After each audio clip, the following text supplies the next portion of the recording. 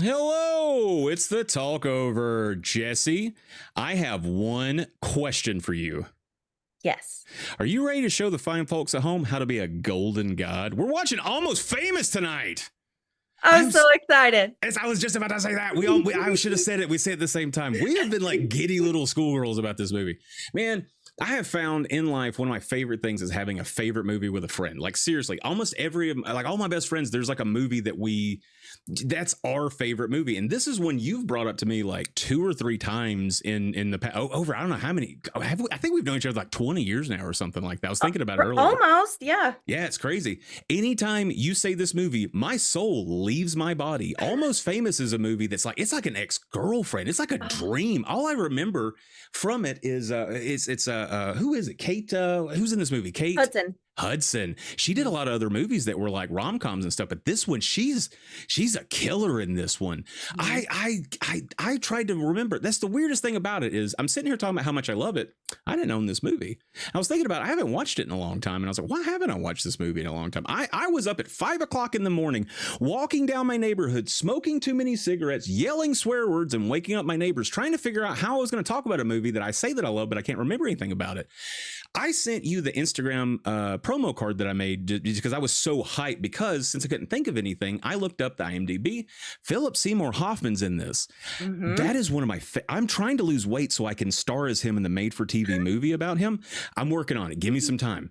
Okay. I started looking at his quotes and everything, and I read the one that said the only true currency in this bankrupt world is the things you share with people when you're uncool. I had wings after that happened. I was bulletproof when I read that. I messaged you. I sent it to all kinds of people. I was knocking chairs over and kicking trash cans, and I was like, oh my God, Philip Seymour Hoffman did it to me. And that's when I realized why I don't own this movie.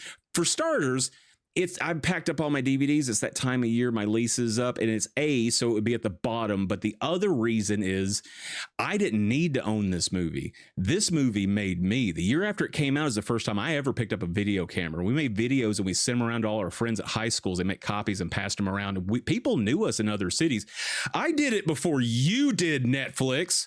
There is no me without Almost Famous. And so that's why when I realized that, I bought it.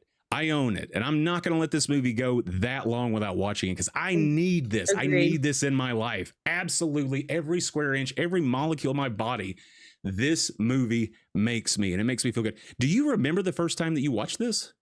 Yes. Oh, when was it? It was with my dad. No, your dad's a legend. You watched this with your dad for the first time? Yes. No. He introduced me to The Big Lebowski. My guy, my dude. I love your dad. And this movie, that quote from Philip Seymour Hoffman about just sharing things. And I think that's why this movie is so great and just makes you feel so warm and fuzzy, because not only is it a phenomenal movie, but the soundtrack. We gotta talk about the soundtrack. Just brings people together. That's absolutely. It's the easiest way to share an idea, a metaphor, to connect two souls across the universe is music. It's the moon of entertainment is music. That's not a good saying. I said it, so don't requote it. This makes so much sense that your dad, I almost would say, I wondered if you watched this ever with your dad. Mm-hmm. Dang, dude, that's cool, man. Look, y'all don't know. Her dad is really, he makes me feel less cool when I'm around him. Like that. Same. That makes me so happy. And The Big Lebowski, good for you. Right. Yeah, that's a good one. That's I was just talking with I want to say Erica the other day, and she had said she was like, Brandon's making me watch this, and I said, hey, sometimes the berries shoot. Sorry. Well, yeah, we got to talk about this for a second. Another weird coincidence is it's a Cameron Crowe movie. The last movie that we watched was James Cameron Crowe. So we're talking about Cameron Crowe is a little bit more of a legendary director than I think people really think about, because the year before this movie came out, do you remember a little indie film called Jerry Maguire? Yes. I didn't see it, but I know of it and I've seen clips. Wait, you've never seen Jerry Maguire? Oh, I know. Well, honestly, I don't know that you need to at this point. I mean, it's legendary. Okay, good, because it's not on my list. Yeah, I don't know. It's good, but I don't think it's that one. He has watched some others.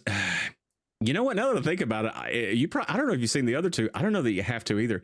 If you only watch one one James Cameron Crowe movie, it should be this one. But two others he made is a little movie called Fast Times at Ridgemont High. You ever heard of that one? I've heard of it. Haven't seen it. You ever heard of Say Anything? No. You ever seen John Cusack holding a boombox over his head? Oh, yes. Playing In Your Eyes by Peter Gabriel? Yes. Cameron Crowe has made some pretty important movies throughout the years. This has a cast that was all 90s because this was made in the year 2000. Can we take a moment and honor what an absolute legend Conan O'Brien is? If you haven't watched the Hot Ones with him, I was at Nate's house, Nate the Norwegian, and we were watching it. We had to keep pausing it because we were like, what is going on? He just puts his foot down, and I felt energized creatively from that. This whole experience right now is so let's get on with this. We gotta get this show going. It's rated R.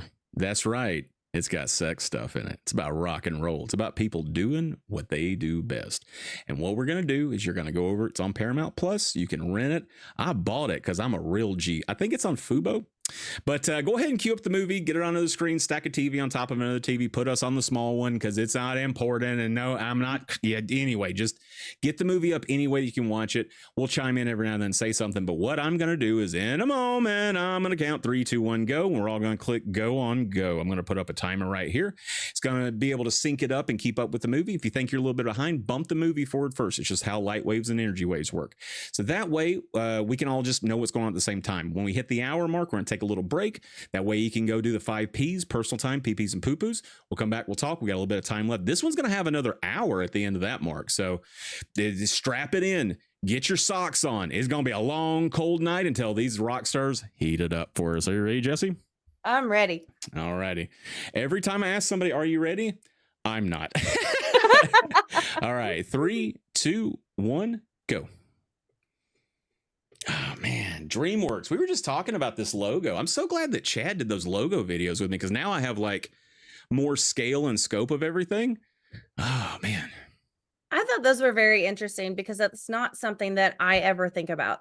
Man, well, that's the thing is these opening things, when we grew up, look, only child. I was not married when I was a kid. Only child, like Ted Turner was my babysitter. Like if it weren't for him, I wouldn't have seen, Smokey and the Bandit. We wouldn't have watched Christmas Story 24 hours a day on Christmas Day. And that was my entertainment. You sit the kid down in front of a movie and so those were like the front doors of the babysitter's house. So I'm like, oh man, I'm in an Orion movie this time or Universal. So, I didn't watch A Christmas Story until like 2018. Have you seen the new sequel? No. I think it's hysterical. There's a scene where, because they're adults now, and so it's the adults with the mom, and now the kids or their adults have kids. Okay. And so they sit there drinking wine, making the kids decorate the tree. It's hysterical in some parts. I think they nailed it with this one. We did the thing where it was like, it's Christmas time. We should watch a Christmas movie and get in the Christmas spirit. And that's what everybody does. Absolutely. And then we watched The Christmas Story and we were like, you probably should have watched this as a kid and have some kind of connection to it. Whoa. See, I didn't know that. Then that means it's a Goonies. I talk about this all the time. People try to recommend Goonies to people that are adults. Nobody likes Goonies as an adult. You got to grow up. I love Goonies. I have that Cyndi Lauper song on my Spotify playlist unironically. Like I bleed Goonies. I am a Goonie, man. I'm a reject. So I love it, but I would never show that to an adult friend. No one's ready for that. That's cool to know about Christmas Story. Man, oh man, like hearing the sound. Look, I love all of these people. I used to be a foul pal, but I watched some recent ones. He sounds like tired all the time. I don't know. Probably is from all people griping at him for tussling Trump's hair. Jeez. Oh, talk about Christmas. I had Alvin and the Chipmunks Christmas album on vinyl. Uh-huh. And I ran that into the ground as a child. No way. I do like that one. My dad had had like the stereo that's like as tall as you are, and it has the record player on top. Yeah. And you could put all the and the speakers on the side that are all the way up. And I ran that album into the ground year round. Your dad's a legend. He is. Man, that's cool. And I grew up listening to like Christmas songs on records too. We were talking about it for a moment, but I'm hoping as long as creek willing, God willing, and the creek don't rise. Next episode, we're gonna be watching. Man, we're gonna be watching a very short Christmas movie that I had the vinyl for when I was a kid, and it attacked me. We'll talk about that later. Okay.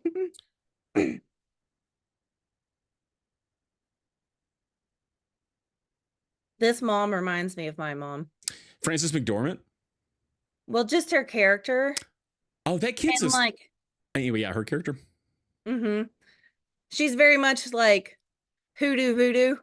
Hippy dippy, like, yeah. Man, I got a little bit, I don't know if this is the right way to use this, but I always want to got a little bit of that Santeria. I don't think that's right, but you and I, man, we witness stuff like, and it's interesting. The thing, yeah.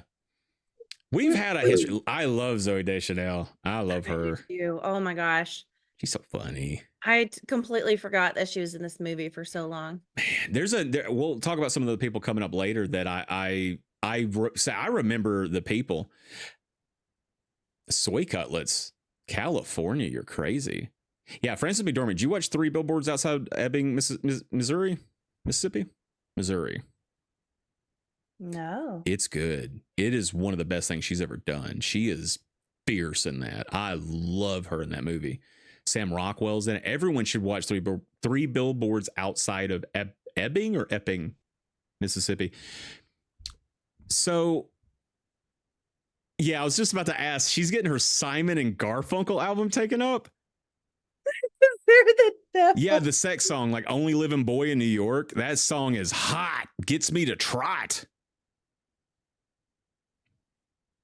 My dad got his Kiss album burned. It was the South. My mom wasn't allowed to listen to like rock and roll or anything like that growing up. Oh, really? So, oh my gosh. I couldn't imagine that because both my parents are so involved around music. Yeah, they really are. They were allowed to listen to anything and they were musicians too, though, right? They both played. My mom plays. Oh, okay. I thought your dad played guitar. He was gifted a guitar for Christmas, but like. Well, I made sure that I brought my ukulele for tonight, and it's tuned up, so in case we need it. Aw, I love it. I have everything I own right here. I am gonna go back to playing guitar though. I strung that up with metal strings this time, and I've been practicing because I know me that I'll spend money on something and not use it. So I want to make sure I'm playing every day. And then once I've been doing that for a few months, I'm gonna pick up a steel guitar. I love the sound. I've always wanted one. And why would I buy a regular guitar and practice and then buy that? I'll just go to that. So yeah. Look at these cool guys. I was literally just fixing part of my sideburn. Jessie, never grow sideburns. They'll break your heart unless you're Dweezil Zappa. I do grow a beard sometimes. Oh, yeah? Mm-hmm. Well, we're both in competition with your dad's beard. You know, when I'm feeling like rough and rugged. Tough. When you're hanging out with the motorcycle gang? Right, yeah. Wow. I feel like I'm watching a TV at my mom's house right now. No. Oh, like, wow. This just makes me so happy. Like, just to be in that era. Mm-hmm.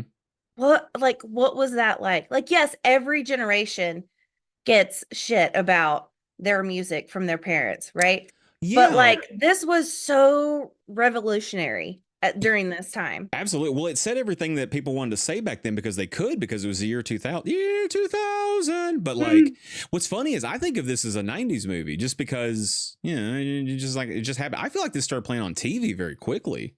I definitely rented it from the Buster a lot. Oh, I've lived in houses with this. That's why I don't have it. Man, my whole speech was for nothing. I let an ex take this one. That's why I don't own it, Jessie. And I've been thinking about this for a week. And I'm pretty sure I know what ex you're referencing to. I hung out with y'all. No, maybe. I think I hung out with y'all after we divided up y'all. Yeah. Y'all, I had to divide up 1,500 DVDs with somebody that I didn't like. You remember seeing that meme of the two adults in a courtroom dividing up Beanie Babies? It's worse than that. It's so much worse because we would barter over movies. Like okay, we both want old school and Wedding Crashers. You take Wedding Crashers, I'll take old school. It was exactly like that. It's so weird to think. And what's funny is the whole time we were together and people would see our collection because we both added to this, they would go, what's going to happen when y'all split up? I thought about that the whole time I was in DVD court. Man, Calgon, thank you for coming on the show. Man, my brain doesn't work all the time, but every now and then it kicks in and I just got to hold on for a second. I was trying to look up, what's the year this is set in? Late 60s, I think. Oh, I thought it was 70s. You're probably right. Well, I think it rolls into the early 70s. Oh, 73 is what they say here. Okay, well, like, it was when he was young. Yeah, when she's leaving, that must be late 60s. Hey, man, you want me to show you a song that makes me think of this movie? Oh man, I can't think of the name now. My brain is totally screwed up. I think it's As the Rain's Coming Down. It's a Tom Waits song that has a line that it has a whole verse that talks about a girl. She's 15 years old, and she had never seen the ocean. And she packed she climbed into a van with a vagabond. And the last thing she said was, "I love you, Mom." And the song is A Little Rain Never Hurt No One. That's what it's called. Mm-hmm. That song, man, I hang the moon with Tom Waits, but that one gets me. Like, dang, dude, that's a good one. I don't recommend it because Tom Waits he's something else, but I love him very, very, very much. And she went with the rollers in her hair too. Good for you, Zoe. I like that Camaro. That's a 69 Camaro. Nice. I feel like that's the equivalent. Have you seen like the like tube thing that goes around your head? Yeah. And the women are doing it in the airport. That's what I haven't seen the airport, but yeah, it's like to have a blowout when you're playing plans, and so they're on the plane and they're doing the little get ready routine. Man, there's so many weird hair things I don't understand. I only learned that album hung on my wall of my old house, the last house I was in. Which one? The one right before this one. It's one street over. It's the first place I moved to in Madison. Nate and my other roommate Brendan had that in a frame on the wall. The Pet Sounds. Oh, nice. Yeah, Beach Boys. Joni Mitchell. Oh, yeah, dude. Hey, man, I got my mom's records from back then. She was like, I got to do something with these. I'm like, you give them to me, lady. Absolutely. Yeah, weird amount of Donny Osmond. It doesn't surprise me. Well, her mama didn't let her. Her mama didn't let her listen to none of this neither, because they were like, Ruth didn't want that in her house. And so I think Donny Osmond was what she was allowed to listen to, and so she had it. Because when I bring it up, she's like, ugh. Yeah. My mom had a piano book of Joni Mitchell. Oh, ooh! It always sat on the piano. Like I can. Oh man, I remember where the piano was. Yeah, like right as you walked in. Yeah. Yeah. Man, I've had so many musical revolutions in my life. Do you remember the first time that you chose to listen to something, like it was all yours and it wasn't because your parents like showed it to you listed? Do you remember what it was? Tori Amos. No way. I didn't expect that one at all. Mm-hmm. Cool. Oh man. Like I've been to several concerts, right? Yeah. And I started very young. Mm-hmm. My first concert was Bonnie Raitt at 5 years old. I love Bonnie Raitt. And I sang every word to every song. And she like commented on it. To talk about? Mm-hmm. Yeah. But like Tori Amos was my first concert that I was like, hey, Dad, will you take me to this? And we had seats all the way in the back because, of course, back then you had to like go to the location and get tickets and all that kind of stuff. Yeah, and it's wait in line all night and camp out. Who's Oh, doing that? Nobody. that's so. Oh, Well, we man. weren't. But yeah, and I just thought it was the coolest thing. It was just her and her piano on stage, and it was incredible. That makes my heart melt. That's incredible. Oh my God. I keep saying incredible and amazing. I swear to God, I'm the soberest I've been in I'm as sober as a preacher on Sunday. Y'all wouldn't believe how sober I am right now. I got about a half a yerba in me and some Portillo's hot dogs because I'm fucking cool. Who was yours? Do you remember? Yeah. Well, yeah. Her name's, their name is Ace of Base. And I'm really embarrassed that was what I chose. But my God, I listened to Ace of Base as the Sign like a crazy amount. Honestly, for me, it didn't quite hit yet because I was big into soundtracks, but that was a bleed over from like I was given the Footloose soundtrack. I had this on cassette tape when I think I had it for like 10 years and I walked around. It was the only tape I had because my parents didn't want it. Give it to the kid. It was a beige cassette tape. And that's why I know every word to the Footloose soundtrack, even the songs that aren't in the movie, because that's all I had. But eventually I moved to Mumford High School. That's where I met Brandon. And I was in band. I was 2 grades above because the school I was at before Alexandria, they already had band. So I got put in the next grade up. And so I was with the big kids and the seniors and stuff. And there were some that were telling stories and they were making me laugh like what I could hear. And I was like, I asked someone that knew them that I rode the bus with that also, it's just like a girl that was older. I'm just trying not to give names. Right. And we were on the bus and I said, hey, you know those dudes, right? And she's like, oh, yeah, they're my friends. And I go, I want to hang out with them. Do you think I could just like, because when I moved to Mumford, my first goal was to make friends. And what I did was every morning I woke up and I watched MTV because they played music videos back then. I love Philip Seymour Hoffman. I hate that mustache, but I'll shave mine into that to play him. I don't know. I'll work on it later. So, all right. So MTV that happened. Friends at school then listened to WENN in Alabama, which is a rap station. So a lot of the people that I hung out with at first, I was listening to that stuff and I would go home and listen to the radio at night. But as things went on, I asked about those dudes, like hanging, because I just want to hang out with dudes. This girl was like, if you want to hang out with them, you need to listen to this music. And she said, I will bring you a stack of CDs tomorrow. She handed me Nirvana's Nevermind, Bush's 16 Stone, Green Day's Dookie.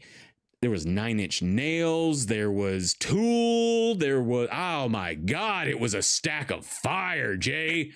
And Trent was born. I made so many mixtapes from all that. Man, my God, it was so long ago. And then about a year later, WENN turned into the X 107.7. It changed to alt rock the year that I learned alt rock. It's like it was made for you. I'm pretty sure I'm in a Truman Show. That's why I just keep doing stuff on the internet because I don't think it matters. It doesn't seem like it's kind of like it doesn't matter, and then everybody's like, internet's forever.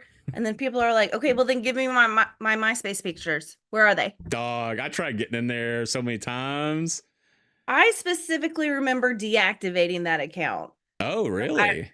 Mine doesn't exist. Good for you. I don't know what perv has all my pictures and stuff from back then. God. Yeah, man. I did. You remember? I tried to find my photo bucket the other day. Did I just kick you in the brain? Yeah. We lived, man, and we told everybody about it. Everybody. When I think about how much I've put on the internet. Yeah. Like I just true story. Yeah, man. I feel that so hard. Well, I think that's why I don't mind. Like I don't know what I haven't said about me, so I just keep talking and I just quit. You know what? I will tell you something that because it is around the time that I saw this movie when I started doing that videotape thing. Back then, nobody wanted to be on video. If you pulled out a video camera, people would hide their faces. I have lots of videos of people going, don't film me. And I thought about that because I, like a lot of people, don't have a whole ton of self-esteem.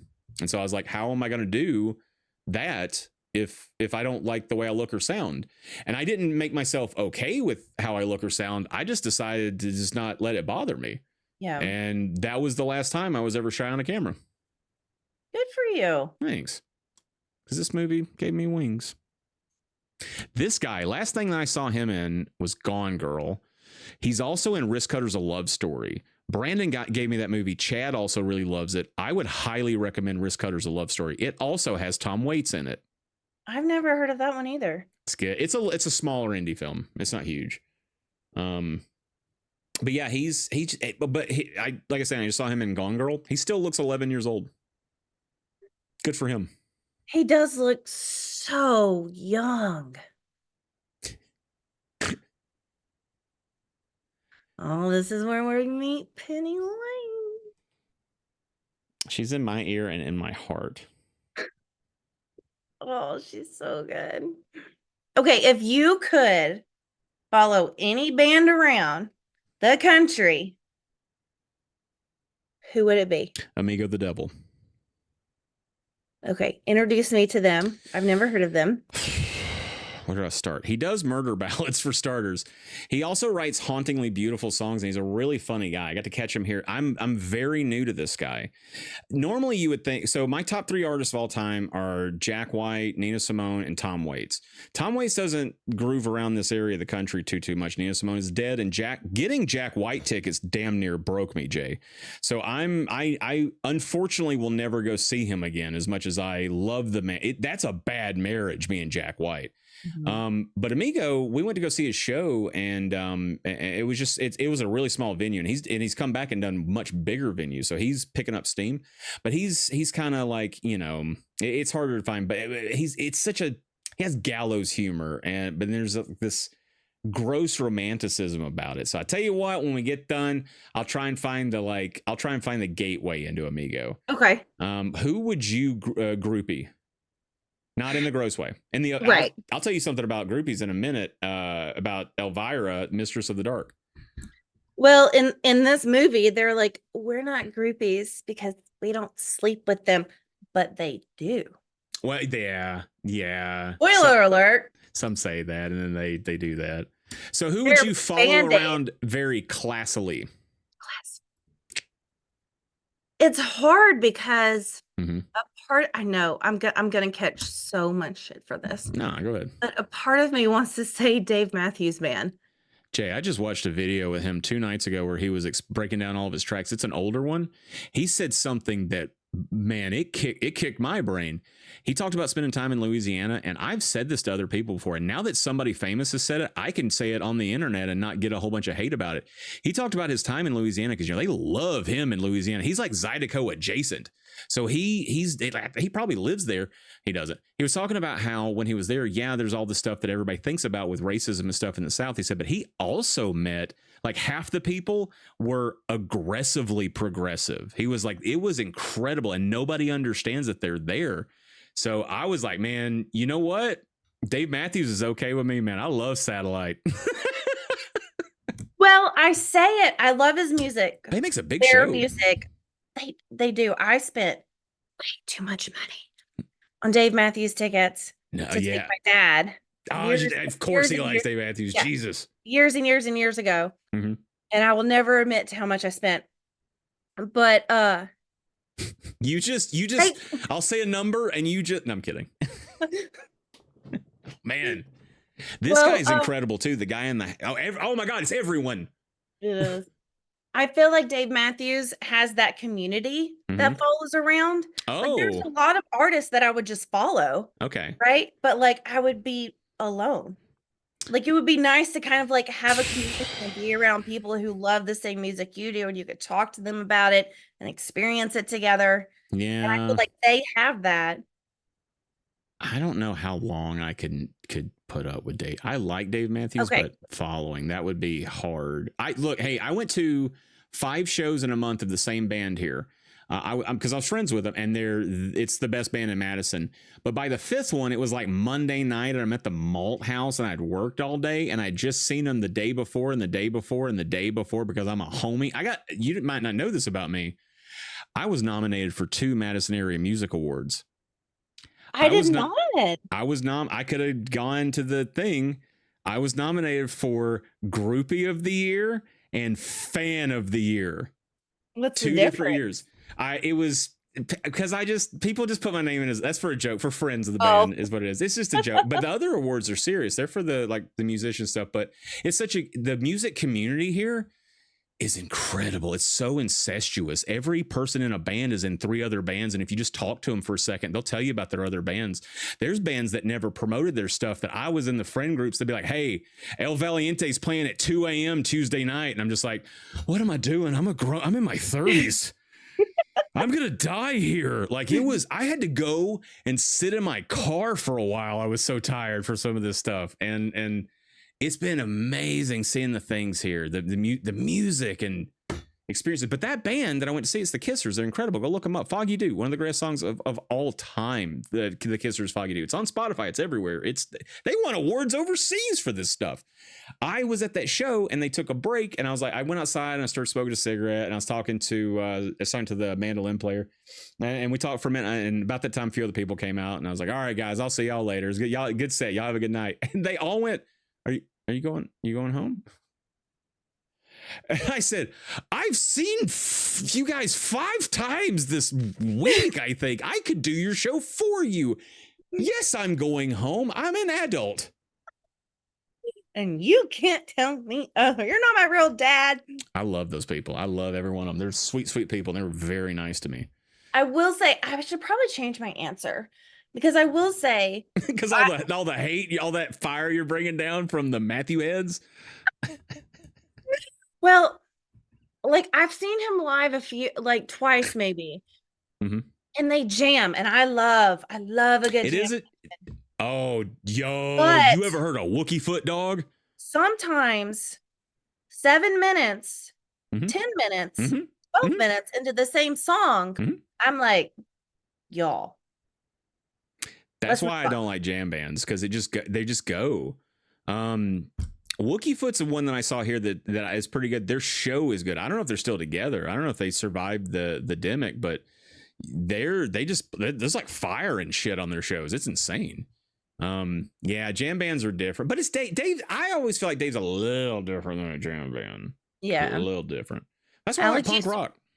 Alex used to make fun of me, not make fun of me, but it would make him laugh.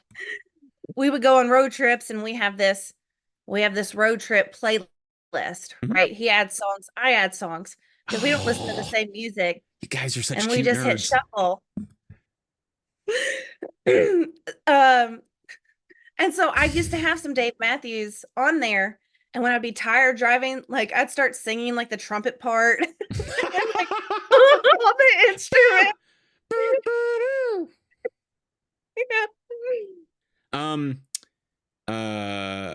Did you ever have, I can't remember the guy's name, but I'll tell you what, if I might have it I have a spindle of every CD I've ever owned.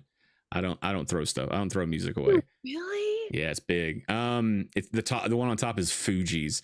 Do you remember who he did an album with that was just acoustic? It was him and Tim, Steve, Dave. No, his name's Dave. But they did their version of Satellite is hauntingly beautiful. It's way different than I know what you're talking about. I'll look it up later, but I got a computer here. What am I talking about? I have 3 computers here, actually. Oh, we have to talk about this song. This is it. We haven't talked about this movie hardly at all. Welcome to the TalkOver. I know. I tricked y'all. It's a podcast. Let me tell you, I was so mad when I found out this song is just for the movie. Oh, Fever Dog, yeah. Well, I'm a big fan. Tim Reynolds is that. Dave Matthews and Tim Reynolds, Satellite. Tell Me I'm a Liar. Yeah, that one's. I tried learning that one. It's hard, but I also love things like That Thing, music movies. That Thing You Do has got a song that's not a real one, and it's incredible. God, what are some other movies with the fake song in it, and then it becomes like a hit? Well, a lot of Disney ones. I mean, those aren't fake songs. That's not what I'm talking about. What about the Scotty doesn't know? Oh, is that from a movie? Yeah. Oh, I didn't know. I just know it from the radio. Scotty doesn't. Yeah. What was the movie? I don't know. You're gonna have to look that one up. I'll tell you. Scotty doesn't know. Scotty doesn't know. Oh, and I love Jason Lee too. Yeah, I'm a huge Mallrats fan. I love Dogma, all the Kevin Smith stuff. I didn't know he was a skateboarder. Right? Isn't that weird? And he's like, he doesn't look like it. Yeah. No. Well, he's tall. He's real tall. Movie. I should have said that. Euro Trip. That makes sense. Euro Trip. Yeah. Billy Crudup. I was talking about him, I think, this morning. I didn't know who he was until I saw his giant blue penis in Watchmen. And everybody said to me, oh, Billy Crudup is in Watchmen. And I go, cool. I don't know who that fool is. And then if you, like, it was like a year ago, I went, oh, he's in Almost Famous. And then I told you, soul leaves my body, heart melts. Right. But I just recently watched the Philadelphia Experiment. I'll double check on that one. It's a real experiment that was crazy. These students acted like prison guards and the other ones were prisoners. And then they just let them go. They locked them all in there. It is insane. And Billy Crudup's great in it.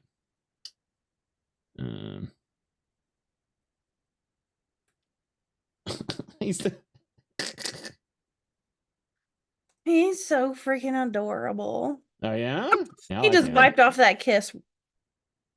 Well, yeah, it's got cooties in it, Jay. I don't think the movie that Billy Crudup's in is... I think I lied when I said Philadelphia Experiment. That must have been a different experiment. Maybe it was for AIDS or something.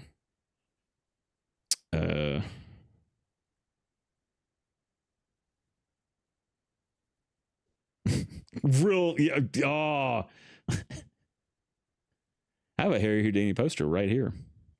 Is Billy Crudup not in the movie that I'm thinking about? Weird. I want to know how old Penny Lane was in this movie. Because she never like... Well, they just had a conversation about it, and he just admitted that he's 15, and she stopped at 16. But she still kind of alludes to like... Being older or younger? I don't know. Well, let me tell you about Elvira. Do you know who Elvira is? No. Okay, so I've got a couple of shirts with her on. Have you ever seen this lady from the 80s, and she's tall and she's got a big, like, jet black hair, crazy huge eyes, massive cleave, and it's always a black dress, like over the top cleave. And have you ever, does that like ring any bells? Oh, okay. Well, so there used to be a long time ago, I think Vincent Price was maybe the first person doing this. He would come, you know, Elvira, you just looked her up. So absolutely, I did. Vincent Price had a show where he would show horror movies and talk about them, you know, before the movie, during commercials and stuff like that. Elvira did that after him. She became the next one to do that, and she did it for a long time. But before that, she left, I think, Colorado when she was 15, and she groupied every band she could get to. She also didn't have sex with them, and that's when she would get kicked out of their rooms by some of them. So I read her autobiography, and then she also did her own reading, the audiobook of it. Check it out. She was so brave. She went to France before, and she didn't even know how to speak French when she was like 19 or something. She was a go-go dancer, but when she would groupie, oh man, she told these amazing stories. But the best one is Jimi Hendrix. She went back to the room with Jimmy, and they were hanging out. Jimmy never tried to make a move on her because she would always leave the other guys when they would get handsy. She would tell them, hey, I'm not about that, but we can hang out. And a lot of the other ones were a little gross. In fact, I don't like Frank Sinatra anymore, because the only time he ever saw her, she was an adult after she was famous. And so she's in her get up. Frank goes, hey, nice tits, toots. And he walks away. Gross. But Jimi Hendrix never even tried, and gave her his phone number when she left. And a few months later, she called him, and he goddamn answered it. And she was like, he was high out of his mind. He didn't know, but he said the sweetest things and hoped she was doing good. That, man, Elvira's book, I can't recommend it enough. I read it fast too. Look, we just saw that shot right there of the windshield. There's a reflection of Dark Side of the Moon. Thank you, Shane, for telling me about that ahead of time. Nice. Yeah, man. Oh, do you remember when I had every copy I could get my hands on of Dark Side of the Moon? No. Yeah, when I was trying to do like the DJ thing, I was buying records. Every thrift store has multiple copies of Dark Side of the Moon because it's one of the two records that's debatably the most sold album of all time. It's either that or Thriller. But I can tell you that people didn't give their Thriller albums to thrift stores. They did Dark Side of the Moon, though. So every time I went to the thrift store, I bought every copy because they were like $1. And I had stacks of them. I used them for dust covers on my turntables. And when I sold my turntables, I haven't told you this story. So I had to sell them because I was moving into a smaller place, but also I didn't use those things anymore. I consider myself between record players. I still have my collection. And I just need room. I just want, those are so hard to just listen to music on DJ turntables. I was so tired. I was like, I don't want to use these anymore. I want a regular turntable. So that's next place I go to. I'm going to have room. I'm going to get one. But I had packed up everything sometime before that. And so when the guy came, this was also during like lockdown. So he drove, I put him up on Craigslist, almost got scammed 3 times. And then this guy hit me up, was like, I got to come there from Milwaukee to pick him up. And it was going to be like 10:30 at night. And I'm like, I'm going to get stabbed in my driveway. But what I did was I hauled everything out there. I set it up and I had him in a case. He pulls up and he's like, do you mind if I check him first? I'm like, heck yeah, go for it. I was like, I don't even need to touch him anymore. You go ahead and start. You're not going to break him. And if you do, we'll be fine. It's okay, man. And so he lifted it up and there were 2 copies of Dark Side of the Moon. I was like, you can keep those, dog. That's a free gift. That'll be $2 extra. Thank you. Yeah. Well, inflation. Oh my God. It's Martin Starr. Nope. That's the other guy. I'm so bad at movies. I'm such a fraud. All right, hang on.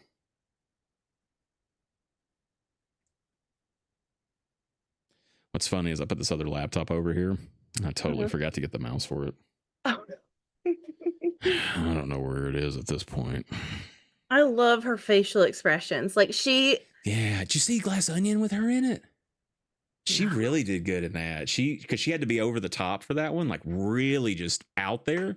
Because this is so subdued. She's kicked back like, oh, it's Sookie. Or Rogue from the X-Men movies. Mm-hmm. Bobby, I'm sorry I took your life force, Bobby. Bobby, I'm Rogue. Rainn Wilson's in this movie? I definitely did remember that. Mitch Hedberg's in this movie? Yeah, I did remember. Everybody's in this movie. Yeah, dude. Mark Maron, you little turd. You podcasting maniac. Boy, when we first started podcasting, that Mark Maron, every now and then we'd be like, that bastard. He's just getting all the downloads. Because he was crushing it, man. What's crazy to me is this mom in the movie is so wound up tight. Yeah. Look, there's Rainn. He looks like my dad. I mean, if he had like straight long hair, but the rest of it, pretty goes. Stillwater, yeah, that tie.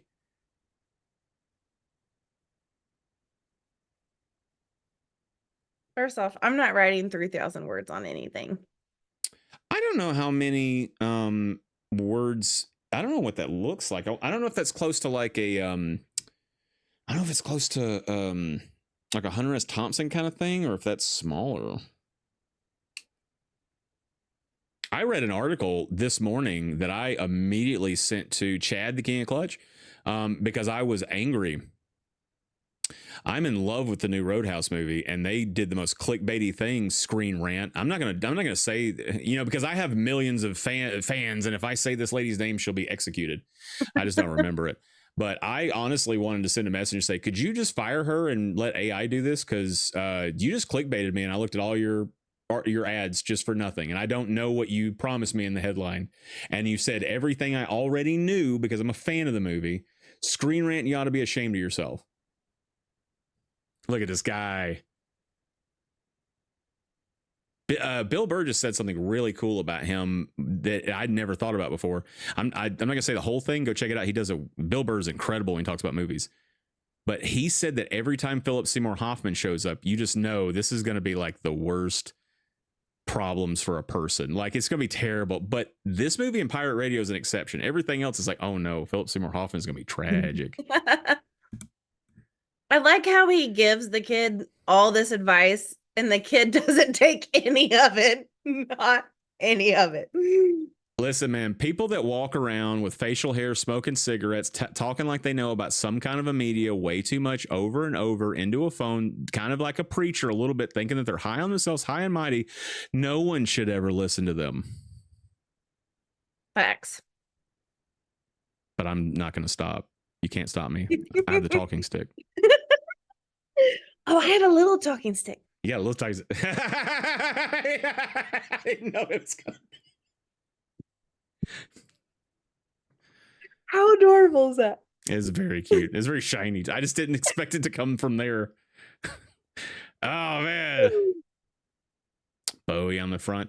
Hey, my favorite video ever. Ray Bradbury? That's all right.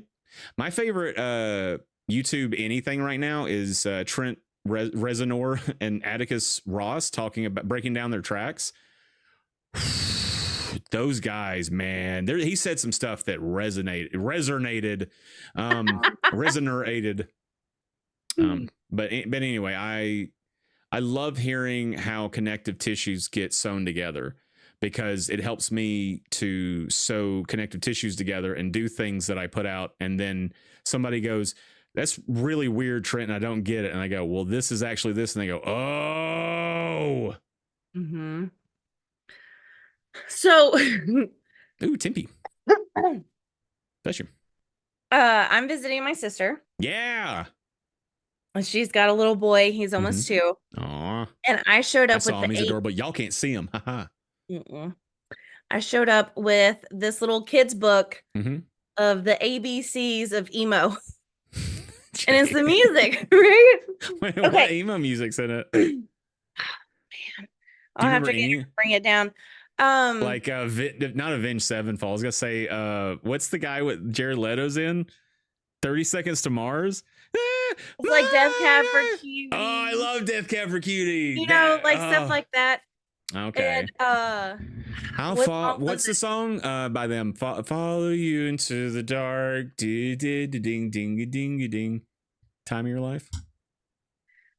I can't think of songs right now. There's so much going on. As soon as I turn on the camera, I forget who I am and where I am. And I'm like, eventually this timer will hit 2 hours and I can stop. And I can go back in my box. Oh, I love it when people put the things over the scarves over. I have a like a bandana over my lamp right now. It helps. They're right. I hate up lights in the ceiling. I hate them. I will not use them. I use only lamps. I like light to come up. I think it feels good. And I discovered this at my grandmother's house when I was a kid. She had these amazing old lamps that the shades were huge and they were sort of like orange because of the years. It made the most comfortable. I just felt comfortable in there. It wasn't stark and think about light way too much. Oh, meow, meow. I'm serious. I think this is her best role. Absolutely. I love how the girls have like taken him in, William. Yeah. And he's like the gay best friend. Like you could just I know. He's non-threatening. Man, I've had some revelations about my life. If I could go back and do it again, I would have been a cheerleader in high school. That's right, a male cheerleader. Number 1, I'd be forced to work out. Number 2, I'd be bendier. Number 3, I get to hang out with ladies all the time. Right? I did not do marching band in school. Such a little shithead. I got out of it because I'm a whiny asshole. But eventually I had a job, and so I was able to kind of get out of it. But I didn't want to. I wanted to go to the football game to talk to girls because all the guys were on the field. Nerds. Anyway, that's when you slip in. Dog, it was fun, man. You just go see a group of girls, be like, "How y'all doing, man? What's up?" I just love talking to girls when I was a kid. I feel like she's my cousin. Fairuza Balk, The Craft, Island of Dr. Moreau, probably the worst 2 to name of hers, but she was in like everything in the 90s. The Craft is the only thing that I can remember her from. I got a Craft t-shirt in my wish list right now. Stiff as a feather, stiff as Light as a feather, stiff as a board. We got there. Thank you. God, now we just need to like burn some sage or something. Oh my God. I remember the first time I smelled sage. I thought it was weed because I'm a little country mouse. And I walked in and it was somebody else's mom's house. I didn't say nothing. And later on, I was talking to her. I said, hey, did your mom smoke weed? And she was like, what? And then I was taught what? Yeah. She showed me the seashell. She taught about like all the demons. Yeah, cleanse it. Yeah. You know how many artists I've seen in this town send somebody out with a thing of sage on the stage before they sing? No way. At least 7. It could be more. I've had a lot of alcohol. I used to go to a lot of indie bands. I don't, on the whole, like indie music. I find select artists that I really like, but then there's a lot of them that I'm like, this doesn't sound like a song. It's just sounds that happen and then end. Like Porches. A lot of people really like Porches, and they got a great stage presence. I like the lead singer, like how he kind of like his steez, his riz, as the children say.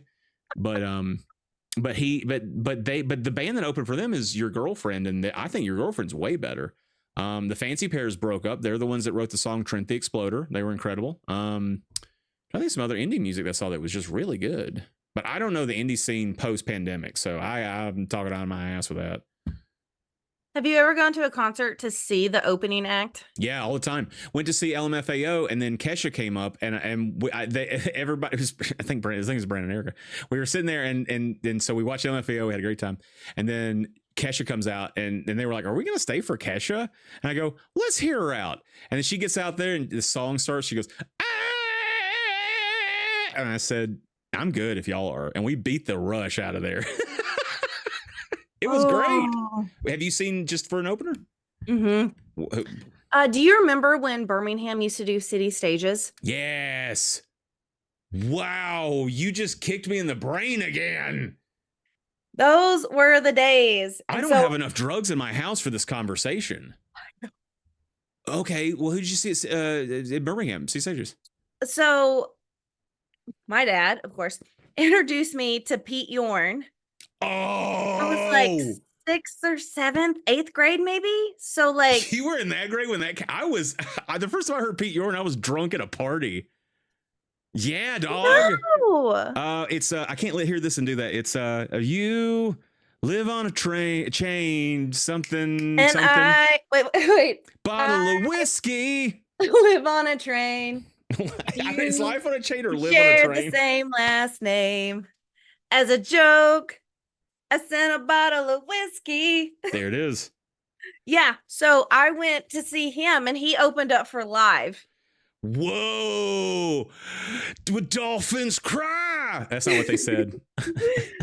And this guy, these older guys were like so nice, and they like put me up on their shoulders so I could like, and I had my like disposable camera. Yo, I love this. Disposable camera was the best invention ever.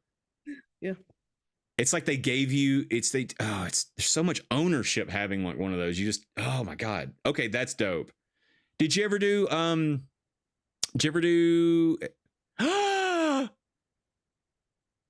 wait, did somebody bring that to you? Yeah. Oh yeah. You have like a crew. Do you know how many interns I've had to fire? All the small things. I remember when that was punk, man. Dear Maria, count me in. I don't know that one. Oh, she's about to get it. Hang on. Wait. Oh, no. Okay. Poor girl. Baizu, whatever. I can't remember her name now. Good job. Hey, good job on you and getting that book, man. Oh, yeah. That's the most fun thing about being, the Funkles and the Fants. I don't know what the fun ad is just giving them the most ridiculous, ballsy, idiotic stuff that their parents just go, fine. Oh, they were excited about it. Swing, swing. Do you remember that song? No. Swing, swing from the tangles of my heart. Was crushed by another love. Anyways, it says swing, swing from the tangles of. And I spent years thinking they said swing, swing from the tablecloth. Oh, you must have felt real dumb. I'm going to throw Brandon under the bus. He thought it was a one-winged dove. Just like the one-winged dove. And I was like, Qu'est-ce que say? You mess with you definitely mess with Stevie Nicks, yeah. Yeah. Is she the goat? Like, to steal from your sign there, she's the goat, yeah. Goat I mean, what? Huh? Goat of what? Music, man. Like just the I mean, do you know how they ended up getting Fleetwood Mac together? No. Well, so Sound City was a recording studio out in LA, and it's done the most famous albums of all time. Sound City has. Like, if you read the list, it would flip your brain over, man. That's where I mean, Nirvana made Nevermind. That, well, half of Nevermind was made here in Madison, which Vig's from here, but he did the rest of it over in Sound City. But they did it because of these prolific albums. I mean, like, Tom Petty made most of his albums there, and then the competitor that guy made across the street, he did one of his albums over there. Like, Sound City was this weird, junky, crappy recording studio that made the best albums. And so she went to California. She was one of those people that wanted to get out of her town and make something of herself. And so her and her boyfriend went there, and she was sweeping floors at Sound City.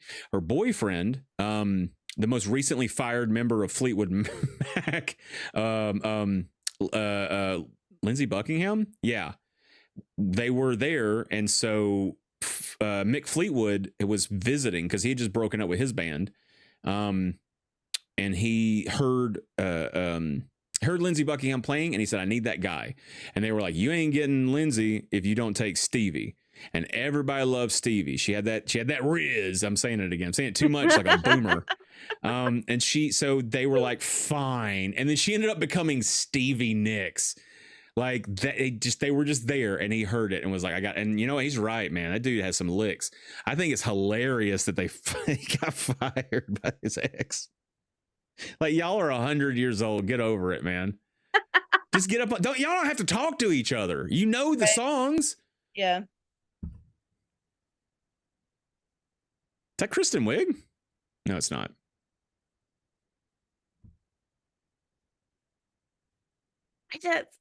It is different watching it when you're a little bit older. Mm-hmm. Like them all Googling over the high school girls running.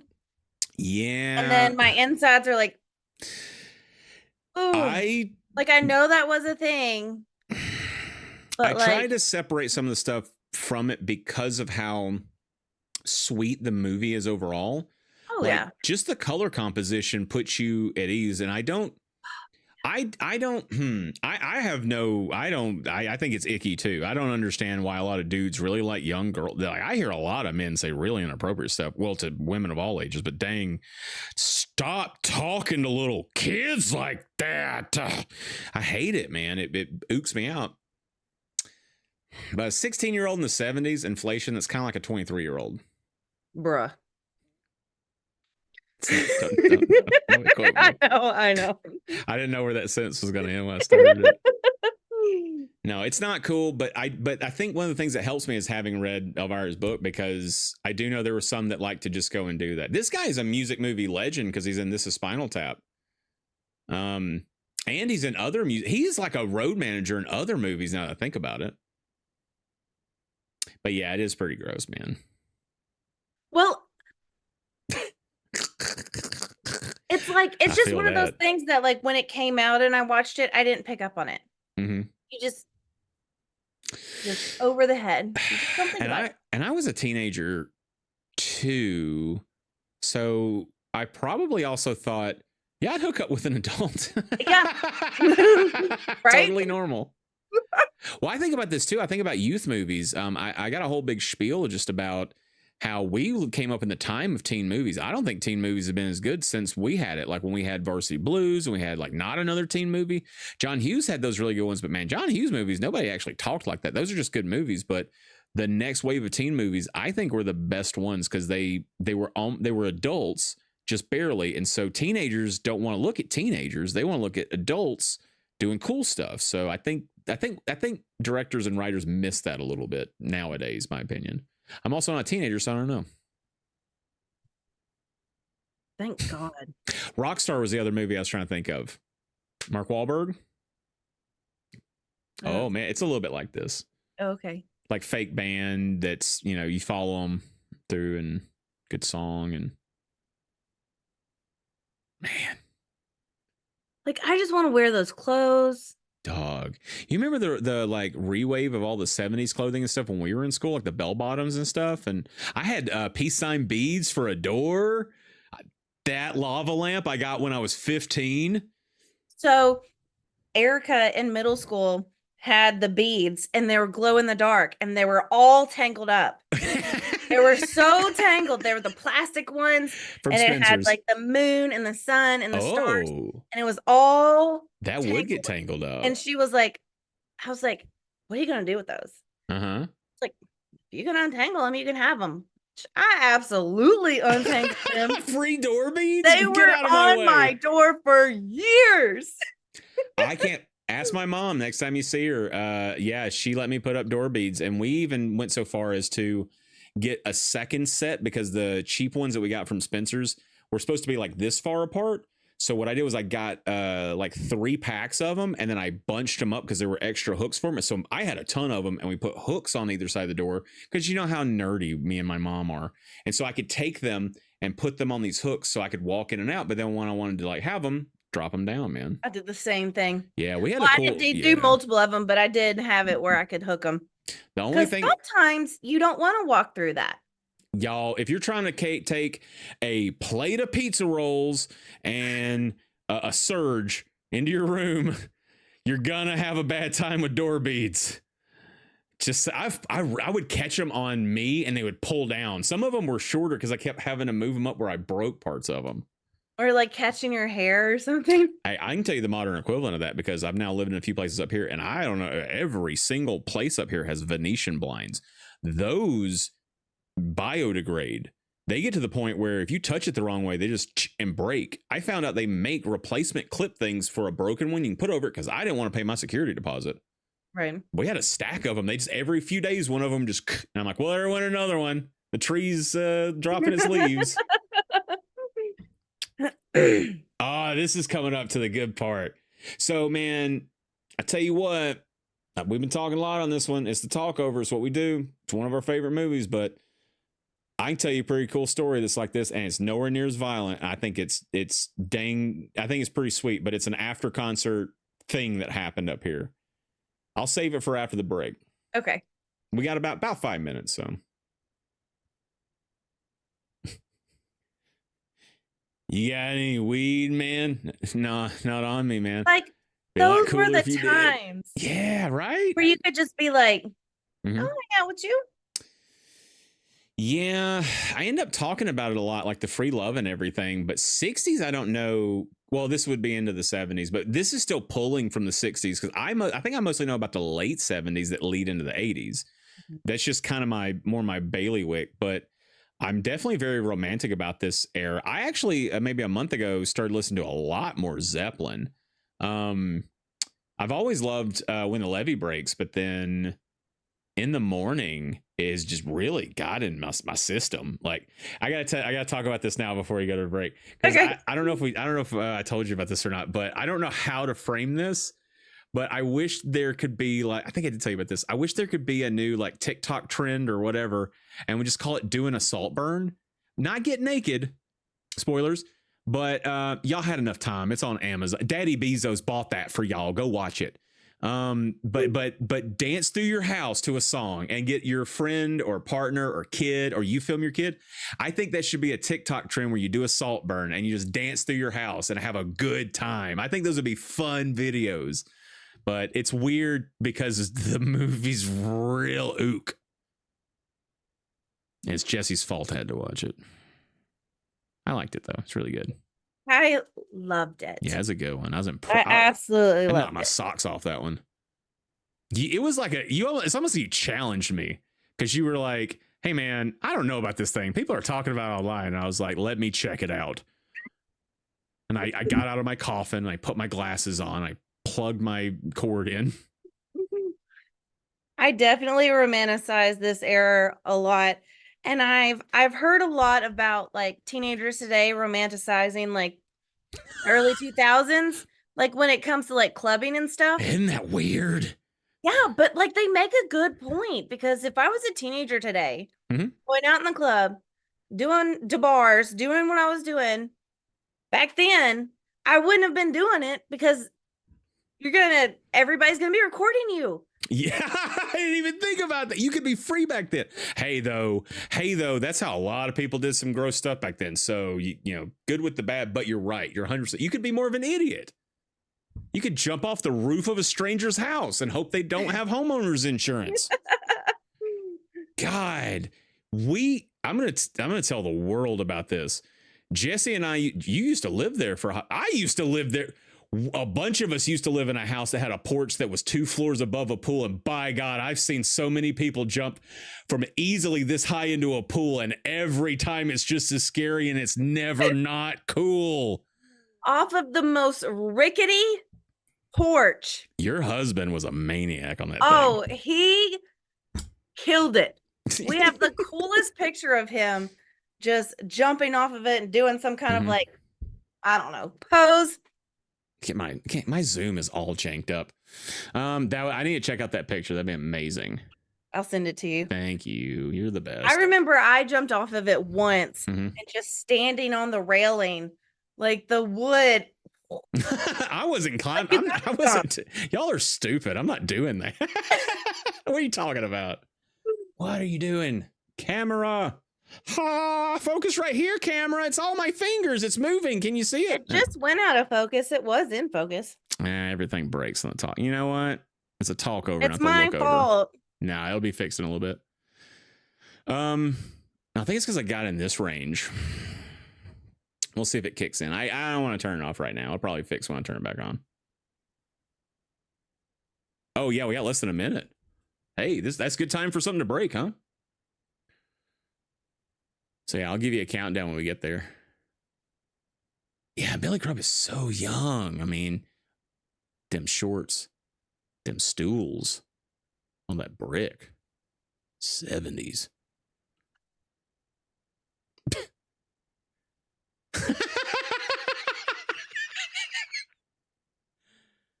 He's not even still messed up. Hey, see the camera fixed. I think he just still hung or still drunk or still wasted. He was on acid. Oh, that's what it was.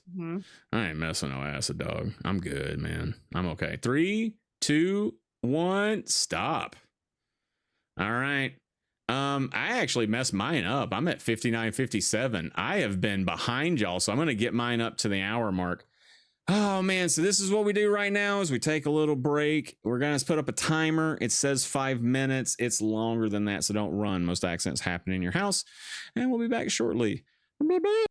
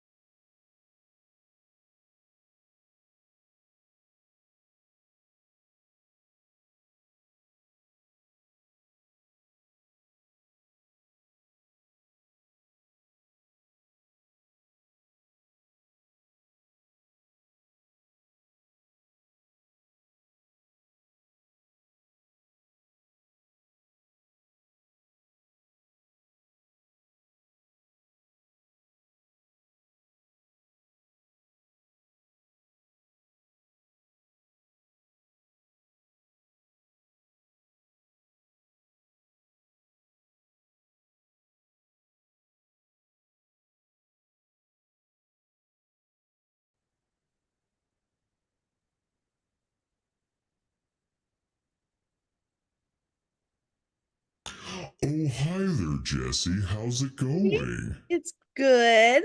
We haven't officially met. I'm Heavy Metal Alexa. I missed you by one day. I saw your Avatar episode. It was phenomenal. I thought it was great. You know, I tried to get here sooner, but 2 day shipping really isn't 2 days sometimes. And I would tell Lord Bezos about it, but Trent still hasn't hooked me to the internet. So listen, let's gab for just a minute. How are you liking the movie so far? Love it. Okay, well listen, when this ends, when the talkover's over, Trent likes to go and do things like, blow Cheeto dust out of his Laserdisc player.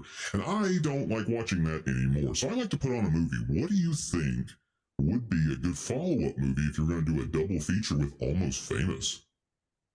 Ooh, I might go with Ray. The Ray Charles movie, I believe directed by Michael Mann, maybe? Yeah, he won an Oscar for that one, Jamie Foxx did. Mm-hmm. Wow, I remember, Trent told me a story one time, because I'm not hooked to the internet. Trent one time told a story about how Jamie Foxx actually, he had to put on like prosthetics and stuff for that movie so he'd keep his eyes closed so it'd kind of help him get into the character. And people would get up and go to lunch and not tell him, and he thought that's probably how Ray Charles' life was. But I was about to tell a story about the movie Ali, not Ray Charles. I'm going to stop right now, and I'm going to get on out of here. That's an excellent choice, Ray. I'm going to put that on tonight, Jessie. Okay.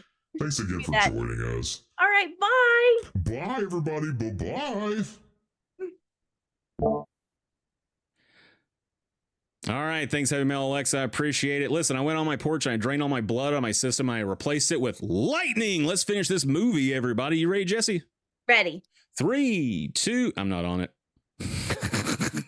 3, 2, 1, go. I'm so fucking bad. It's not even like it's every now and then. It's 100% every time. Hey, man, I did grab something while I was up. I'm going to write down stuff I got to send you. Because I got to send you Amigo the Devil.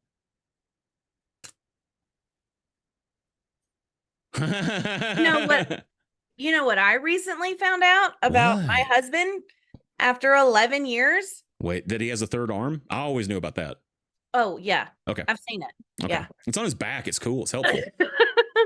Makes things interesting. Sometimes they'll pull it over his head, like Ringu or whatever, Grudge. Anyway. His stepdad. Yeah. Was really into like 90s country. Oh, it's like Garth Brooks and Brooks and Dunn and stuff like that. Okay. Yeah, like Toby Keith, all of them. And I found this out right before we went on a road trip.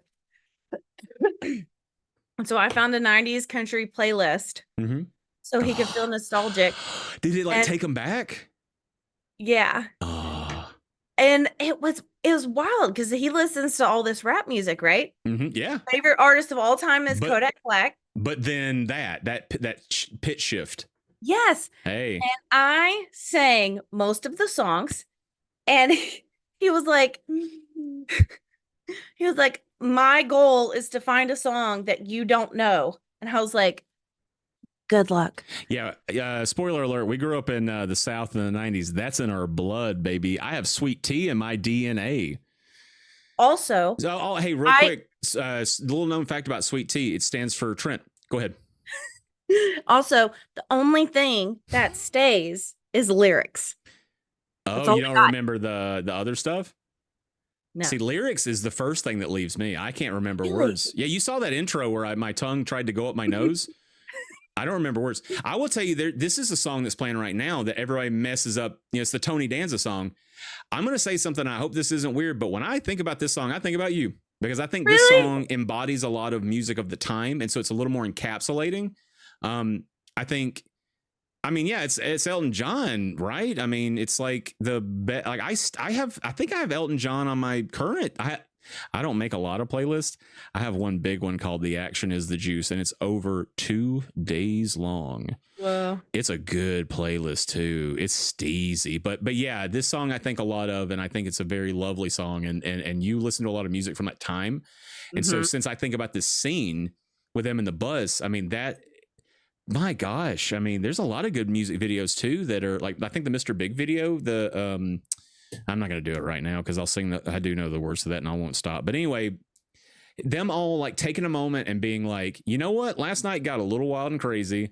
Let's reset. Let's remember why we're doing this. Let's get back to work. Punch the clock. Let's make some music. Let's crush some souls. Let's blow some brains. Let's be golden gods. And I think it was the perfect song to bring everybody together because that song does. Like, so many people listen to all these other genres, but everybody knows this song and they love it and they sing it. Oh, I got chills just thinking about it. Have you ever seen the documentary about Tower Records? No. Okay, well, the next time we're hanging, that's one that we'll watch because you can kind of talk over it a little bit, but all the music and the people. But Elton John was the biggest customer, and he's himself. He was like, I think I'm the biggest customer I've ever had, and everybody at Tower Records is like, we do think you are. He would go in and buy like 5 copies of everything for all of his houses, and he just knew what he had and what he didn't, and he kept waiting in his limo until they opened. And one day, a guy was like, Mr. John, I don't know if you know this, but by the way, this what he's doing right now is what I was doing trying to write the intro today.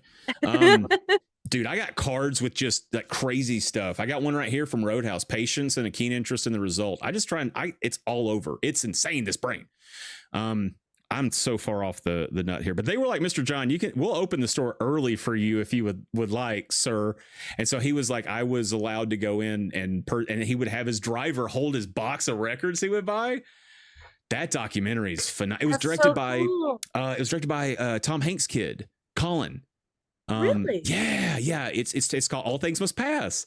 Is the documentary, and that's because that's what they put on this. You know, the was it Lennon? I think that did that one. All Things Must Pass. Beatles. But that's what they put on their sign on their last store closing was that. So, oh man, I was supposed to see Elton John in concert with my mom. And he got sick, the show was canceled. Like. Not even rescheduled, just completely canceled. So I never got to see him live. And then you had to fight with Ticketmaster for 6 months to get your money back. And then that's so true. There's a really lovely story about Elton, and I don't remember where I heard it. Maybe I read it, but man, it breaks my heart. I'm going to miss some of it. So please, everybody, go look up. I think it's in an article, so I think you can just read it real easy. So that means you can do it at work. Because I know y'all ain't watching this at work. It's this shit's got nuts in it. So, but he was here. It is underage sex scene, guys, and old he men. Wears, come on, old men. These whitey tighties and. Dog, I stopped wearing whitey tighties when I was a little kid because I looked at that and I said, no, I got style. And then I wore boxers for a long time, and then I realized I don't like myself. I don't like the white. I know. It weirds me out. I know. They're awful. I don't understand why people pick. There's grown adults I know that choose to buy. They have money. What are we doing? Elton John was good friends with Freddie Mercury. They had special names for each other, and I want to say that Elton's name for Freddie was Susan, and I think the other one was Janet. I could be messing that up so please read this story. It's Elton telling the story, and this was really close to Freddie dying, and so he had been sick, but he was having a really good day, and they went out and they shopped at some bazaar somewhere. Hear it, yeah, girls kissing. Rated R, folks. But he saw this painting Elton did, and he really liked it, and he went on and on about it. And Freddie was like, "Oh, that's cool. Oh, that's so cool, Elton. I like that you liked that, Janet," or whatever he said. And they had a wonderful day together, and that was the last time that he ever got to spend with Freddie because he got really sick after that. And then it was like a month later, a giant package showed up at Elton's store, and it had a letter on it that said, "Hey, to my best friend here, thanks," or something like that. It was a really sweet, and it was signed by the female name, and it was that painting. He went back and got it and shipped it before he died. I've heard that story. Wow, man. Yeah. I love these people so much. I love that they shared so much with us. Got us through the worst times, made us feel good in the best of times. We get to carry them around in our pocket now. I can't wait for the chip, like in Black Mirror, I go funk, and I got it all on my Spotify. Oh, man. One of these days I'll hook up Heavy Metal Alexa so she can play some music, but I think she only plays Gwar.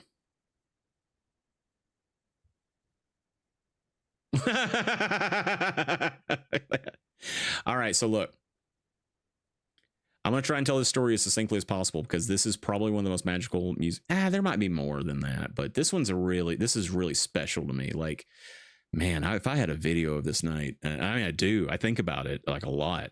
So again, I moved to Madison, Wisconsin, and I got introduced to a lot of musicians, and every one of them, to a fault, were very inviting people. A lot of them had me at their weddings. A lot of them thought enough of me to write a song about me, sort of. I can tell you that story later, but just wonderful people, just the best. And I still run into them out in public and stuff. And I've gotten to record songs with them. There's just so many unbelievable things. My roommate's band was called the Kissers. It's Irish Celtic music, and it used to be like the Pogues, kind of like Dropkick Murphys, but like way back in the 70s. But they did this in the 90s. The band has been together since the 90s, but they lost a friend, and another guy that led the band moved off to New York. He still comes back and plays with them at Christmas time for this like underground lounge singer drunken Christmas show. But they split up, and they kind of took some hiatus, and two of the main members of the band were sitting around. I think all of them might have been.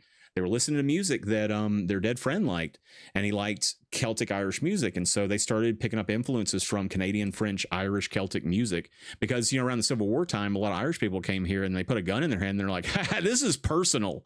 Look, we're out of taters, so we're going to go to Canada. I like poutine. And so there's a lot of music that's about the American Civil War that is in with all that amalgamation to it. Like, what's more American than just a pastiche and a mixture of stuff like that, and about the sorrow and things. Check out the Kissers' Foggy Dew. I can't say enough nice things about it. Their direct influence for how they sound now is a band called Le Vent du Nord. It's a French Canadian band, and they tour a lot over in Europe and stuff. They're real big over there because it's in French. So my roommate was like, hey, we're going to the Marquette Festival over on the East Side. And the East Side, I'm not cool enough to live on the East Side, but they have this festival with foreign music that comes in. A lot of French, mostly, I feel like, plays there. And it's on the water. It's gorgeous. And it's like middle of the day, so kids can come. Oh, he just got fired. Anyway, and so we were hanging out, and I was into it. It's good music. I actually picked up a couple of copies of the album. I sent one to my stepdad. He loves that thing. I just had a gut feeling he'd like it. The band that played this Le Vent du Nord, the drummer is not a drummer. He's the violin player. They have a board with a bass pickup on it. He sits in a chair and he taps with tap shoes the whole time while he's playing the violin. The lead singer plays a hurdy-gurdy. I don't know if you've ever seen one of those, but I'm standing in the audience. My roommate's standing there, and me and him had this thing where we love to find things that we could plug a head. Oh, the Bowie paint. I'm never going to tell this story. We love to find things you can plug a headphone jack into, because that meant we could get it connected to a computer. We tried to find, like, one time I was in a crowd with him. I said, I got a goal to make the weirdest sound ever. And he goes, get in line. And this is a guy that's never cocky. This guy, it's not Nate. It's another friend of ours, one of the sweetest people on the face of the planet. And, but so for him to say something that cocky, I was like, oh, he's into this. But we're standing there and I go, man, how would you want to go half in on a hurdy-gurdy? I don't know what the price is. And he was like, maybe. And it was this thing where, like, man, we might be spending a few $100s, but the guy that's playing it is this big. Have you seen a hurdy-gurdy? Oh. It's this big thing with a crank on it, and it's got a bunch of rosin bowstrings, and the wheel turns it, and then you press keys, and it presses all those, and so it's real evil sounding. The guy was playing it, and he pops open a door to tune it, and there was like 100 knobs in there, and we both went, nope, I'm good. So during the festival, the other members of the Kissers showed up because they were like foaming at them. This was like they saw Marilyn Monroe. The lead singer was like giddy, and he's like this calmest dude I've ever met, this guy. And he was just like beaming. I could feel his energy, and I'm enjoying it, but I'm like, what am I missing? Are they bigger? Are they on TikTok or something? Why are they so huge? But it was just because they loved them, and they made a whole dang album inspired by them. And so when they were done playing, a couple of members of the band went over to the tent, like the merch tent, and it was some of the wives of the people in the band. And they said, hey, we have a CD we would like to give to your band because we made it inspired by them. We came here. We never thought they'd come to Madison. We love them a lot. And we just want to say thanks and give them our CD. And they were like, do you want to come meet them? And they were like, please? Right. It was like me when my prom date said yes. So they go back there and we leave. We go to the Tip Top Tavern, which is a really cool little place. I don't know what the PC name for this is now, but gypsy is a word that people don't like to use a whole lot for a lot of negative connotations, but gypsy jazz is a genre of music and people still use it.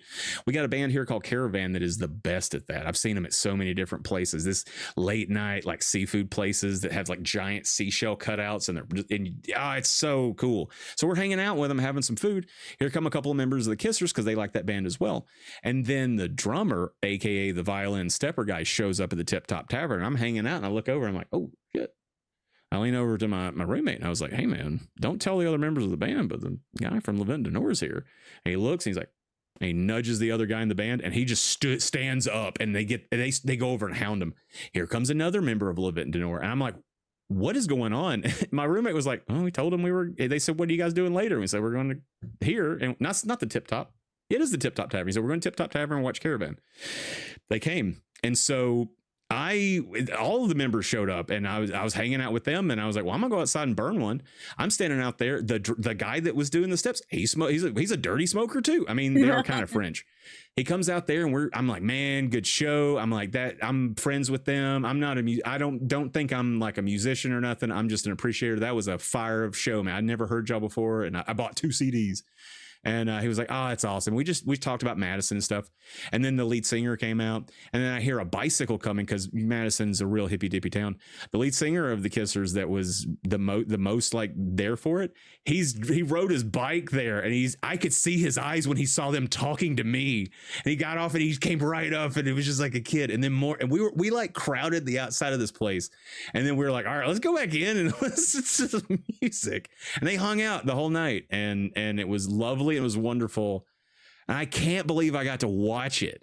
Yeah. Like, it's so messed up, man. There's some good people out there. Not everybody wants to hook up with underage people. Yeah. But I've now sucked every bit of air out of this room. So thanks for humoring me. Oh, that's so cool though. Just people who are just still so down to earth. Yeah. And just want to hang out with just good people.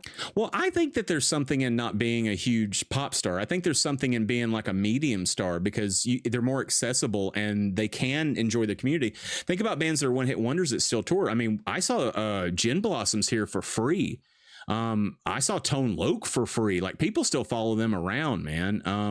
So I don't think it's cool to be, obviously, to be super famous. I think you should be like, I just think a few cool people need to know who you are. Yeah. Agreed. You get to do what you love. You actually get to connect with the community. Oh man. You know, when you get too big, you don't get to do that anymore. Yeah. I was telling a very, very good friend of mine here recently that, you know, man, sometimes you just got to get up there and be a rock star. Okay. Well, they're all high from a show. I love the mood swings in the band. Mm-hmm. You know, they're the lowest lows when they suck. Oh, look at this dweeb.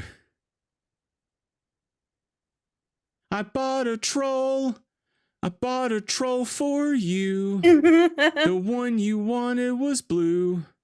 They only had yellow. That's a Jimmy Fallon song from his stand-up. Hey, man, I just watched Whip It again. I haven't watched it in a long time. You ever seen Whip It? Mm-mm.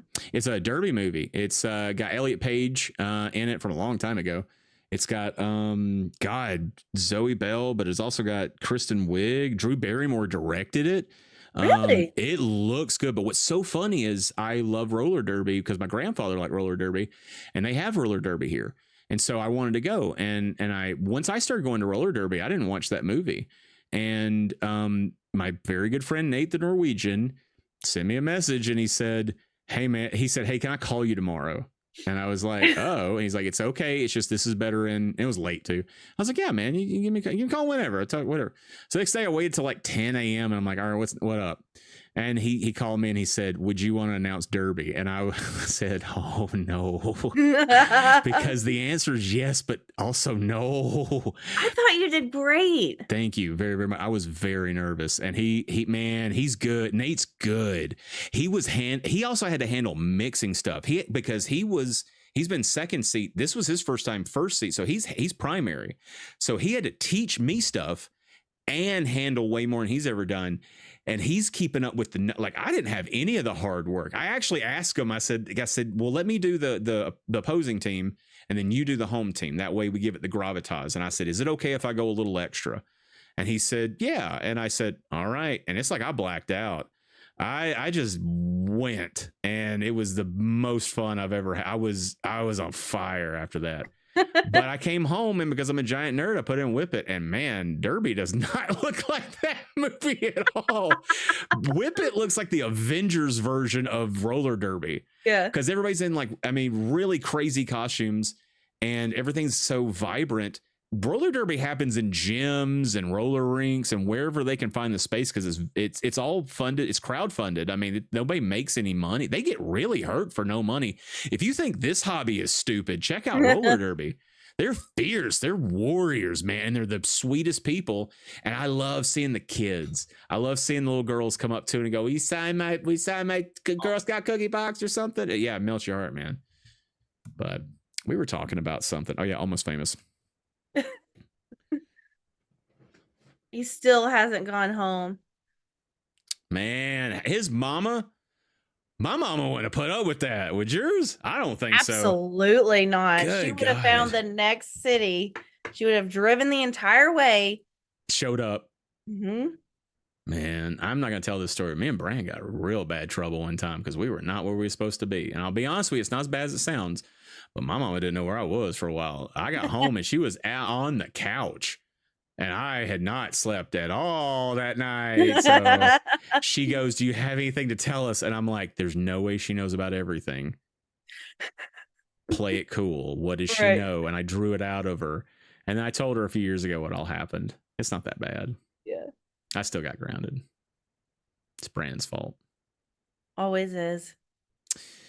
My dad used to play that game and sit across from everybody when the glass door was across from him so he could see what he had on his head. That's my dad. Did your dad ever play Who's This in the car with songs and stuff? No. Wow. That sounds... Gee, is that what you guys played? Yo, do you remember any? So there's the bands, The Who, and the Guess Who. Mm-hmm. So like The Who is like A level. Oh yeah, I love that. Guess Who is like down in C level celebrity status or whatever. Sure. You know what I mean? Well, nowadays they're pretty well known, a little more so, but yeah, sure. Every time one of their songs were playing, even if I knew who it was, and he was like, "Guess who this is?" Right? And every time I would go, "I don't know," and every time my dad would do this like little smirk, he'd be like, "The answer's in the question." What a nerd. What a stupid, silly nerd. What a great memory. And what then, a guy. What a guy. And then he would get cars that would like, you remember some stereos in cars would show the name? Oh, yeah. Like, especially when satellite radio came in, but then some of them had cassette tapes had some information like that too. And some CDs, depending on how it was embedded. Mm-hmm. He would quickly cover it up and be like, "Guess who this is?" And he has the memory that is just unnatural. He lived it. And it's just like we know stuff from our era. That's a part of him that made him. And he knows, like, he attaches, and I do the same thing. He attaches songs to like where he was in his life. Yeah. So he'll be like, "Well, I was doing this, so this song came out in 76, yada yada." And he was spot on every time. And it's just one of those things. Next time you go over his house, you should put together like a Spotify playlist and run him through the paces just to keep him fresh, you know? Right, yeah. Keep him sharp. I'm going to see him tomorrow. He's going to show up over here. He always comes over when I come into town. Yeah. And I got this little Grateful Dead shirt for my nephew. And we're going to put him in it. Because my dad always wore the tie-dye and the Grateful Dead t-shirts and stuff. There's a backpack right there that's got a blue Grateful Dead bear button on it. Yeah, I know, homie. That's awesome. What's up? Good job. I know. I can see your dad in it too. He's going to tear up. Oh, man. And it's going to make me happy. Well, cool. I hope you tell him you talked about him on some show that 14 people. I'm kidding.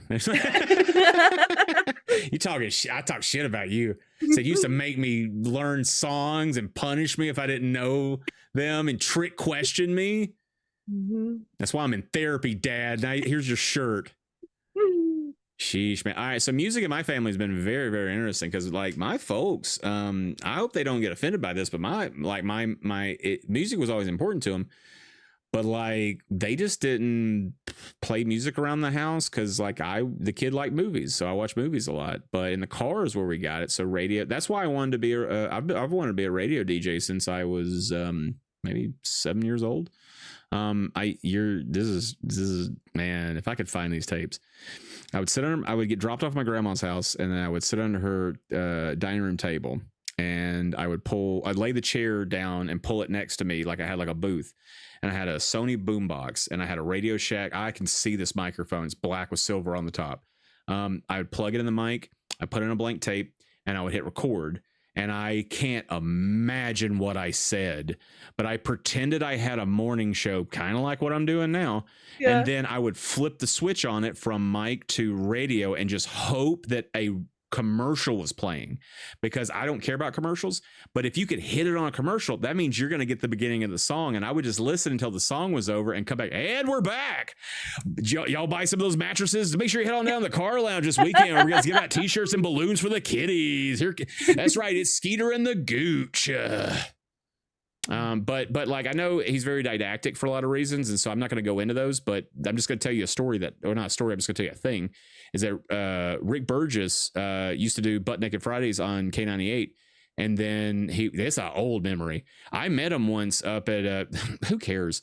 He eventually got a guy named Bill Bubba Bussey to join him, and they became Rick and Bubba, and they just retired last year, and that's when I said, yeah, I should go try and be a radio DJ and suck up that power vacuum that they created. Right. Because they were huge in the South. Yeah, they were. And it was many, many years later that I learned about Howard Stern thanks to E. And I read his book and stuff. There's ick things I think now about him and stuff, but how he does what he does on the radio is something I've thought about my whole life. And it's not my whole life, but I was like a teenager, I think. Why did I say that? He messed up on the radio station, and he was like, hey guys, look, I made a mistake, and you know what? I don't make a whole lot of money. I'm just trying to get through this, yada, yada. He gets home and his wife's like, I like the show. He's like, oh, did you like the segment? And she's like, no, the part where you messed up the ad. And he's like, what? And she's like, yeah, you were the first time you sounded real. So I tell every story. It's embarrassing. If it's stupid, if I don't come out as the hero, I don't care, because that's who I am. Yeah. So, we're not always the hero. Sometimes we're stupid. I've only ever had one piece of bad criticism online that bothered me. This guy called me disingenuine, and like I think about that in the middle of the night, and I'm like, how dare you? I live this. I was born in it. Bothers me. Like, it cut me to the core. I was like, I didn't know this about myself. This guy made me realize he was wrong things. Anyways, so it doesn't matter. He is. Thank you. Very nice of you to say. You're right. Because I know you for real. Yeah, you know the shit stories. Yeah, dude. Oh, this is when the cover of the Rolling Stones. I haven't read a Rolling Stone in a long time, but that used to be my favorite magazine to read because they had great articles. Mm-hmm. Huge articles. Yeah, man. That must have been huge. I've been watching Atlanta recently. I just started it. And it starts out with them trying to get a guy's rap song on the radio, and then they got excited when they heard it. And I think about that. I think about that thing you do when they hear the song on the radio, and I think about how amazing it must have been to get a song on the radio back then. Mm-hmm. Look, oh, she's so pretty. She's also I don't know her though. Kate Hudson. So Kate Hudson's sort of like not aging out at this point, but because she's thinking about going to New York, and you said she's dressing differently, like she's a little more Manhattan, maybe. Mm-hmm. Yeah. Well, he just sold her, humble pie. Ugh. You know, the girlfriend. Mm-hmm. That's guy code right there. I'll be honest with you, I kind of got appreciation for girls like that. You know, I know they get a bad connotation, but I kind of also feel like they live their life. You know what I mean? Like I said, you only need a few people to know you. We have a term here called Madison famous. Because like you walk in, I don't think I got real close because like I'd walk into a bar and I'd see people. I couldn't go places, but like Nate walks into a place and he's like Marilyn Monroe. He's probably hosted something at every place here. Ooh, it's a good song too. Hey, I got one for you for your dad. Ask him, you may know this song. Ask him if he knows the Bowie's Timothy. I'll write it down. I'll text it to you later. Yeah, text it to me. You don't know that one, do you? All right. I'll tell you what's about it in the message too. I threw that pin because I thought it would be funny. I'll just have to remember this one. They wrote a song called Timothy, and it's a really good song. It's about some guys that get trapped in a mine, and there was like 3 of them, me and I don't remember all the names. They say all their names and Timothy. But then when they came out, they say all their names and not Timothy. And they wait and they go, Timothy, because the presumption is they ate Timothy. It got banned in America, and then they told them, no, it was their donkey. And they were like, but the craze had passed, and so it came and went, and that was it for the Bowies. Really? Yeah, I used to play that song at the beginning of the TV show Under the Dome because they're all trapped under a dome. I thought it was clever. But yeah, Bowie's. I'll text it to you. I'll remember that one. No, I won't. I'll find a pen. Yeah, I was like, maybe I have a pen. Around. Oh, thanks. That'll help. You got one? Yeah, I found another silver one. I'm the best. By the way, these silver Sharpies smell like fish. What kind of fish? I bet it has some. Man, I don't know. It might have fish something. It's fish lips or something. Buoys, yeah. Man, I hope you get your dad on this one. Wow. Man, if we get your dad, he owes us a trophy or something. That's true. A big one. Yeah. Oh no, I fell over. Oh no. Oh no. The lemons. Dog. Can we talk about drugs for a hot second? Also her boots.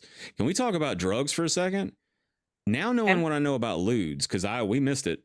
Was that all I know is real, because I never asked anybody, but like it was in Wolf of Wall Street, and they said it was supposed to madam, your bloomers are showing.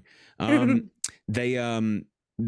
idea was to get you to sleep, but if you pushed through and stayed up, you would get insanely high. I'm pretty good at staying awake. Kind of feels like it would have been the drug for me, although it's not fast enough for me. I like to sleep. Way too much. I think I liked it at one point in time. I just don't know. Getting older sucks.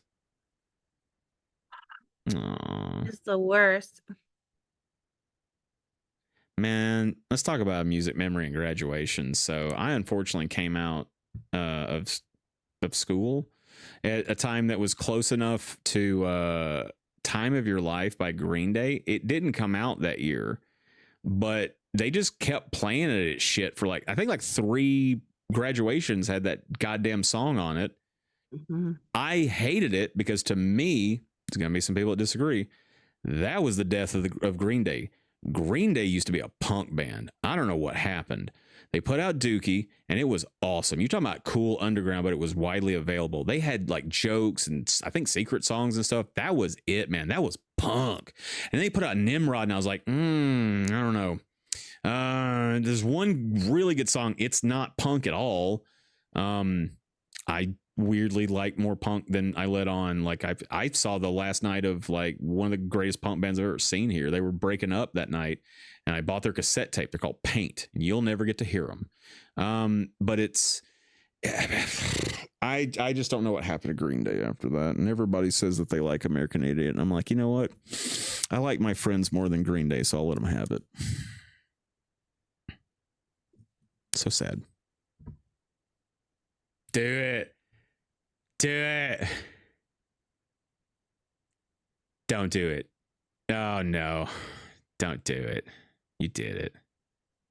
No. Well, you're going to regret that in like 40 years. I'm from the future, baby.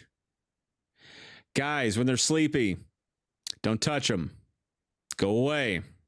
Go do something. You know you're a nerd because you're a guy. Go watch a movie. Ask me, I'll tell you which one. Jesus. Oh, this is unfortunate. Man. This is R, though.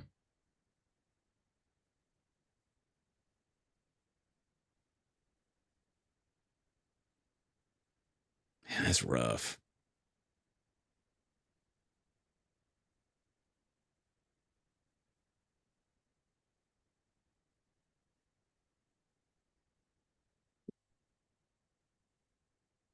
I think another reason I romanticize this movie so much is because they just have that community. Yeah. They came rushing in. Do you remember Foggy Hollow? Did you ever? I know that name. It's a bluegrass festival. Yeah, I've heard it, but I don't know what it is. So Bluegrass Festival.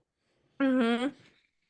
And my parents would go every year, and you go out and you camp, and they had a big stage for like the big bands, and then they had like a little stage for the kids and stuff, and they did like crafts and stuff. Like people could come and sell things. It was like it's more than just the music. They had an event. You had almost like a fair, it sounds like, or yes, not yeah, fair, and but you it's would close. camp.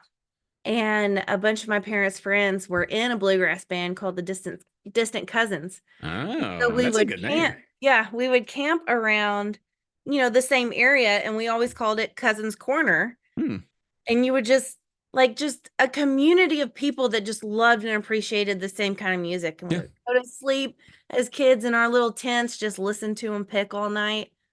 That's incredible. Yeah. Wow. That's like a move. That's like it belongs in this movie. Mm-hmm. You're insane. Yeah. Well, I never had anything that crazy. Closest thing I got is we did used to go to what we call pickings.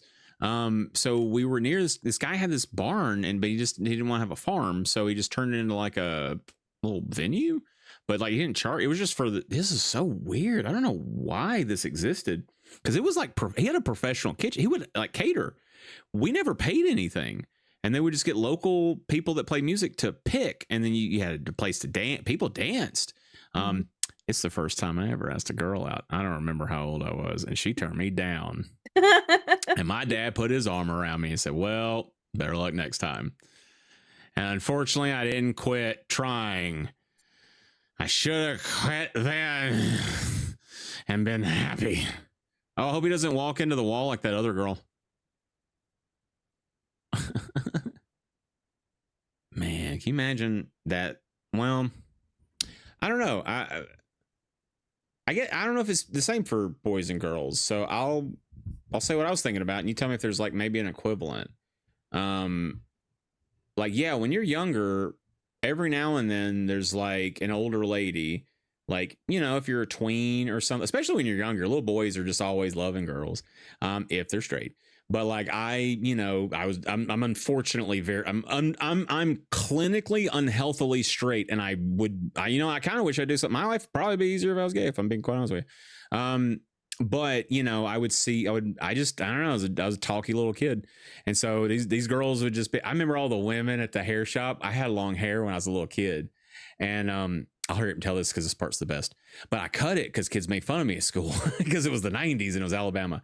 And so all the women wanted a lock of my hair because they wanted to try and dye it. And they did not get that color. They ruined a lot of hair trying to get my color. And what's unfortunate is it's not the same color as it used to be. So that means that color will never exist again. Yeah. I ruined it. This part. This is the trailer part right here.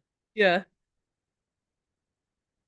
Ooh, fun fact. Otis Redding crashed his plane. He didn't crash it. They crashed Otis Redding's plane into Lake Monona. That's the lake downtown here.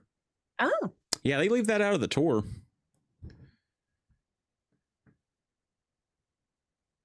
Ooh, another fun music fact here. There's a plaque over on the east side that is for when Elvis stopped a violent crime with karate. Yeah, apparently Elvis did a show and he's heading to the airport and he's like, he saw these two guys beating up this one guy. Goes, hey man, pull over there. And he gets out and I assume he's in his whole get up and he was like, hey man, I'm gonna chop you in half. And he stopped and they Elvis ran these two assailants off. And so he got back in his limo and left. And there's a plaque. I think you can find it on Google Maps on the east side in the ground that says exactly what I said on this spot and whatever date. Elvis stopped a crime with karate chopped. With karate, yeah. Yeah. Madison, that's so interesting and random. I'm actually going to a concert on Monday. That's right. Well, who you seeing? Wait, I knew about the one, I think Friday. Who's Monday? Tyler Childers. I don't know Tyler Childers. Wait, I think I do know Tyler Childers. Wait, it's not rap, is it? It's not what? What kind of music is Tyler Childers? Like folk, bluegrass. Oh, okay. Americana, country. All right. Well, have fun. What's the venue? BJCC. Oh, right on. Okay, cool. I'm going by myself now. Good for you. Do it, man. I was gonna take. You remember Tiffany, right? Yeah. Her daughter, Alicia. Mm-hmm. Oh, I think I met her daughter a long time ago. She was like 6 or 7. Oh, yeah. That year we went out for St. Patrick's. No. Oh, no, not St. Patrick's Day. We went to Iron Horse. We went and saw a band and stuff. So Alicia was probably 6 or 7. Yeah, she was real small. Yeah, she's 17 now. And we were gonna go. I gotta go. I quit the TalkOver. You're fired, Jessie. Heavy metal Alexa, turn everything off. So she drives a car now, huh? Drives a car. Like out in the world without adults. And has been doing. Good for them. Good for her. That's good to hear. I like to hear that. I mean, it makes me feel like I feel, but her softball schedule got rearranged, and I've never been to a concert by myself. Good for you. But I'm going. I started going to some by myself because we have Broadfest. Because so Broadfest is a big free concert, but they get to people that were famous like 30 years ago. Like I saw like Everclear there for free. I can't even remember all the ones. Gin Blossoms was the best one. But I went by myself to see George Clinton and the Parliament Funkadelic, and nobody's as cool as anybody that's on stage with George Clinton. That show rips. If George comes near, if you hear the P-Funk calling, get on the train, baby. It's fun. Yeah. What a show for free. And I ate a brat. I don't think if I was in the same situation that I would just be confessing stuff. Like I'm taking all of everything to the grave. Maybe it's Catholics. Because there wasn't a whole lot of Catholics around me when I was a kid. Same. We had Southern Baptist and Methodist stuff, and I guess Episcopalian, maybe Lutheran, maybe. But like I didn't know anybody was Catholic, so that's probably a confessional thing. I wouldn't. Why would I admit then? I would break more laws. I'd steal somebody's wallet or something. Oh man! Like there's no way. Yeah. Yeah, probably, huh? Poor kid. Oh, I want those pants that Lee's got on. I can't tell if they're red or magenta, and I don't care. I want that hair. Right? Both luxurious and kind of grody at the same time. Yes. Tupelo, that flag. Sorry. I'm from the future. You know, we used to get a lot of great dramas like this back in the day that would play on TV, and what I liked about them is they feel like longer movies because of the tone shifting, and this movie never feels like it gets in a rush. Yeah. You know, like Forrest Gump's like probably the biggest one that's like that, where it just goes on a journey for a long, long time. And I think that has to do with, I talked about this on a much, much earlier episode, but Eric Voss on New Rockstars, he dropped something that broke my brain in half. Every American movie is either Wizard of Oz or Citizen Kane. And so this is one of these weird sort of in-betweenies because it's a Citizen Kane technically. But because they keep the band together, because there is kind of a group and they go through the journey together, it's weirdly also sort of a Wizard of Oz. This is kind of a tweener. And some of these big, they focalize on a bunch of other character dramas or that's the one small blind area with that theory. So I don't know that other movie. Citizen Kane? Citizen Kane, no. Everyone talks about how it's the greatest movie of all time. I have a theory, just like sort of a thought that's like that. I think that Avatar is the new Citizen Kane because that's all really Citizen Kane was one of the highest grossing films of all time. It was insanely well made. And there's a lot of people that give it shade and not as many people as you would think should watch it. I don't see how that's not Avatar. I don't see how James Cameron didn't kick Orson Welles. Yeah, that's who made it. Kick Orson Welles' ass. But I like Orson Welles a lot. It's like a person. I respect a lot of stuff he did. But it's good, but it's one of those things where I'm like, if any film nerd says you have to watch it, you don't. And if you pay for a college and they tell you to watch it, quit paying that college. You don't need it to make a movie. You don't need it. Yeah. You don't need to pay somebody to tell you, well, unless you want to pay me, to tell you what you feel about a movie. I think this is where the line comes in. It has to be. Mm-hmm.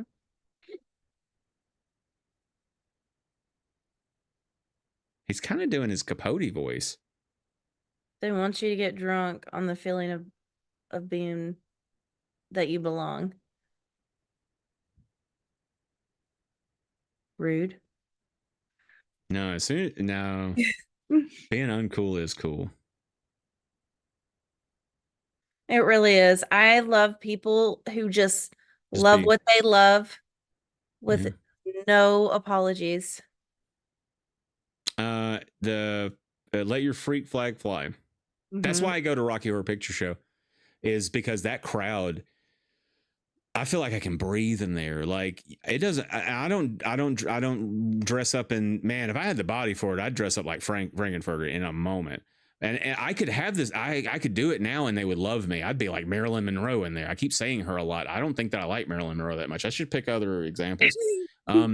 But this is for me. But if I want to wear something weird and be weird, they don't care. They're there for it. I've never had more people cheer for me than when I was in a crowd saying stuff, and it's lovely. And it's participative, and it's one of the greatest things I've ever experienced was going to Rocky Horror Picture Show. Let me tell you. Sorry, no, go ahead. Let me tell you a memory I have where you checked me. I did what? Checked me. Like you were like, mm-mm. And I still think of, I got to put this pen down. I still think of that today. So I think it was the time me, you, my husband, Alex, and my friend Miranda went. Yeah, Miranda was awesome. She was fun. Oh, yeah. I mean, y'all were too. I'm just saying, it's been a long time, but yeah. Yeah. I have that picture from that night still, yeah. I had terrible hair that night. Y'all should have left me at home. I was a scrub lord. Go ahead. I'd have to look at it. It's bad. But we were standing against the wall. Mm-hmm. You know, people just wear everything, right? Yeah, Girls are in lingerie, and stuff. And as just women in general, back then, you know, you're just judgy. You just are. You just look women up and down. And I was looking at there's condition there, man. Cosmo, I'm looking at you. It is. It really is condition. I love that it's shifting. But back then, and like, I am judgy, but like, not really. You don't treat anybody based off of it. You're still extremely nice. Yes. You can have a thought about, so you can say, I don't like that. And if you look like them, you wouldn't do that. Yeah. Yeah. But there was this beautiful girl and she was in lingerie. And I guess I just had that judgy look on my face. And you looked at me, you said, not here. And I was like, he's right. Like, whoa. Because I did it subconsciously. I wasn't intentionally. And you were like, not here. And I was like, you're right. You're right. And I still think of that when I look at somebody and I just am like judging. I did that. Like I mean, you weren't like rude about it, and I didn't get offended or anything. I don't know what you would look like when you're describing that. How did I know that then? Look, you just know when someone's judging somebody and looking them up and down, like. I guess, man. Well, yeah, because it sounds like I put a little heat on it, so I'm sorry about that. But dang, no, don't apologize also for that. fucking.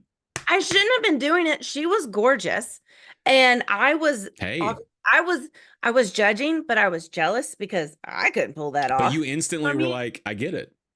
But like, we all want to be in a space where like we're not judged. We just are who we are. And what I've been conditioned to be slipped into that space, and you're like, And I was like, you're right.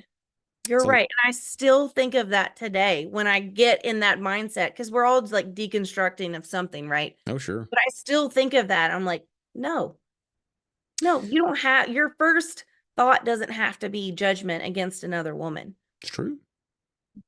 Because if she was to come up to me, I would have been nice to her. Oh, sure. Something I was telling, last night, I told Nathan Norwegian, he's really good at saying compliments to people that I don't think anybody else in the world can say. I'm not going to repeat them. That's how they are. But when he's not like, it's not a thing where he's so dreamy that everyone giggles. He knows the right time, place, and person, and he considers everything in a microsecond. And he's never been wrong. And he'll say things, and I'll go, oh, and I'll see the person go, oh, and I've tried to pay attention to it. And so I'm worried that one day he'll get me in trouble. But one of my things that I try to do is, like, if there's an intentional choice, that I will give a positive comment on. And typically I try to make it about something that I personally enjoy.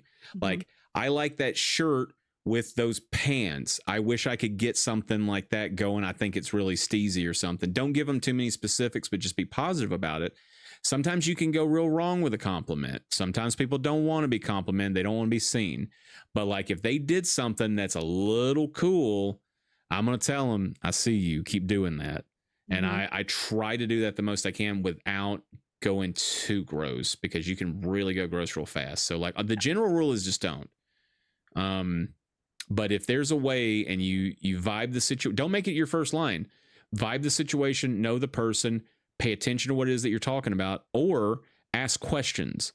Like, did you, like, is that, ask him like, oh, like, that shirt's really cool. Like, that's a neat color. Did you, I don't know. I can't think of, I'd have to see it. You know what I mean? It's situational. There is no hard and fast rule except just don't if you can't, or if you don't think you can, or if you're not sure, just don't. But I think everybody should gas each other up a little bit. And like, man, the amount of stuff I do when I leave my house, I'm just like, the stuff I put up on the internet, I must be bugging the hell out of people with stuff I say, because sometimes I just don't know. So it's hard. It's tough. Dang, man. Thanks for telling me that. Yeah. Wow. I wish I remember what it was like to be that cool. Now I do this. But you know what? We all need friends that call you out. Oh yeah. You've called me out on stuff. I don't have specifics, but like, you're right. And that's why we're friends. Like, you don't have to be rude. You don't have to be disrespectful. You just have to be like, hey, get back in it. Hey, man, this ain't it. We're talking about stuff from the 60s and the 70s. I said this a while back, and I'm stealing it from a guy, but that guy's a piece of shit. So I'm going to change it, steal it, flip it. It's mine now. I don't know what happened. I feel like everybody forgot to love each other. That's what I feel like. This guy said, remember to love each other. And I wear that shirt that says that in public. I've never gotten more hugs in my life before pandemic. Ruined all my hugs by strangers. Boy, I've hugged a lot of sweaty people here. I bet. Get in a crowd, you know, it's summertime. Gets all the way to 85 degrees here. You'll melt. The audacity. Oh, man. What a turd. All right, look. Since I'm such a ladies' man, if anybody here, this is something that I've been thinking about a lot. If you're I guess you can work for girls too, but I can't speak for women. I'm not going to, but I'm going to snatch them leashes, boys. Listen up. When you be talking to girls and you don't know what you're doing, you sound real dumb. And the really nice girls or boys or whoever, the really nice ones will be okay with you being a little like doofusy. But man, I'm going to tell you this right now. As long as it's not gross and pervy, if it's a little steezy and you're like, man, I'm not cool enough to say that, say it. Because if it works, damn, that's a hell of a line, brother. So, sometimes it's just good to have a story out of it. Just talk with your heart, be vulnerable. Play D&D. That'll teach you how to be vulnerable playing D&D. Do a silly voice in front of a table of strangers. I could walk on the moon now, man. But I smile, man. Because it really is just about being yourself. Like the people. Yeah, well, because they'll find out anyways if you don't. Yeah. Just be cool. Do you really want to attract somebody when you're faking? No, yeah, right. Your own personality and your own interests and stuff. Like find people who, you'll find them. They'll find you. I'd rather be alone than somebody figure out I'm a fake. It's unfortunate that I'm both, but that's okay.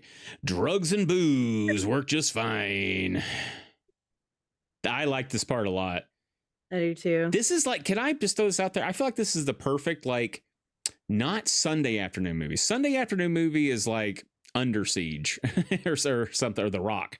I think a Saturday afternoon movie, like you get one of those, it's summertime and you get a summer shower, summer rain. And, those can get real, like in the South, real sticky, like real humid. And like the sun's out. There's a phrase for it that I don't know if it's okay to say, so I'm not going to.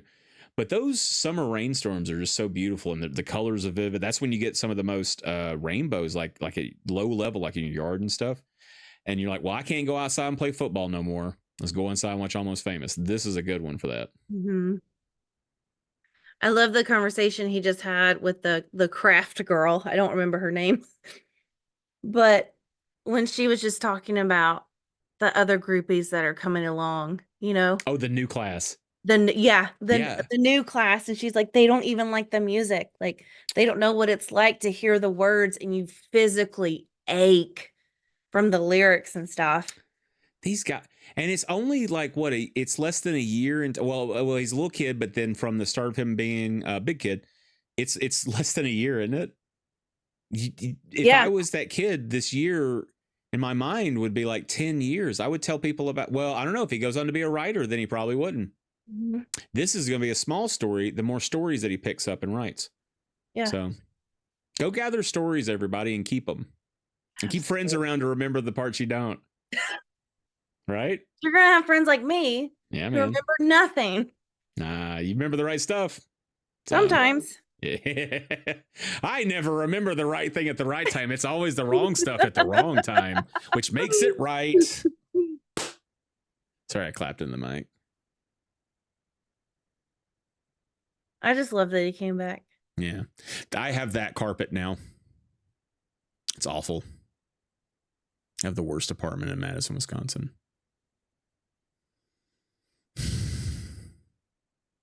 But thank God my lease is up. Fuck this place. I'd have to see the carpet again. There you go. Looks like a sheep. Like a dirty sheep. Yeah. Yeah, you should. Girl number. Girl number. I both I simultaneously love and hate how exciting it was to get a girl number, man. I don't even know if I wanted to call them. I just wanted to get that number and look at it. Right. I had the guts to do this and it didn't go poorly. Right. Hey, you know what? I'm going to throw this out there because this is kind of in line with something I've been preaching a lot lately. And that's just, iterate, they was telling my mom about it and she was like, well, yeah, fail. And I was like, yeah, I should have said that. It's better. Go fail. Go ask people out. Do it in a polite way. Say, hey, would you like to go hang out sometime? I don't know what we would do. I don't know what you're into, but just hang out, do something in the afternoon, nothing creepy or weird. You look kind of cool. Say something like that. Plain Jane, boring. Don't be cool about it. And fail. Go for the person that you think you'd never have a chance with and then fail. And then do it over and over again. And then when you don't care about failing anymore, man, the stuff you can say how many times I failed at the TalkOver? I've been saying the craziest stuff on this thing now. Just keep failing. It's fun. It's hilarious. It builds character.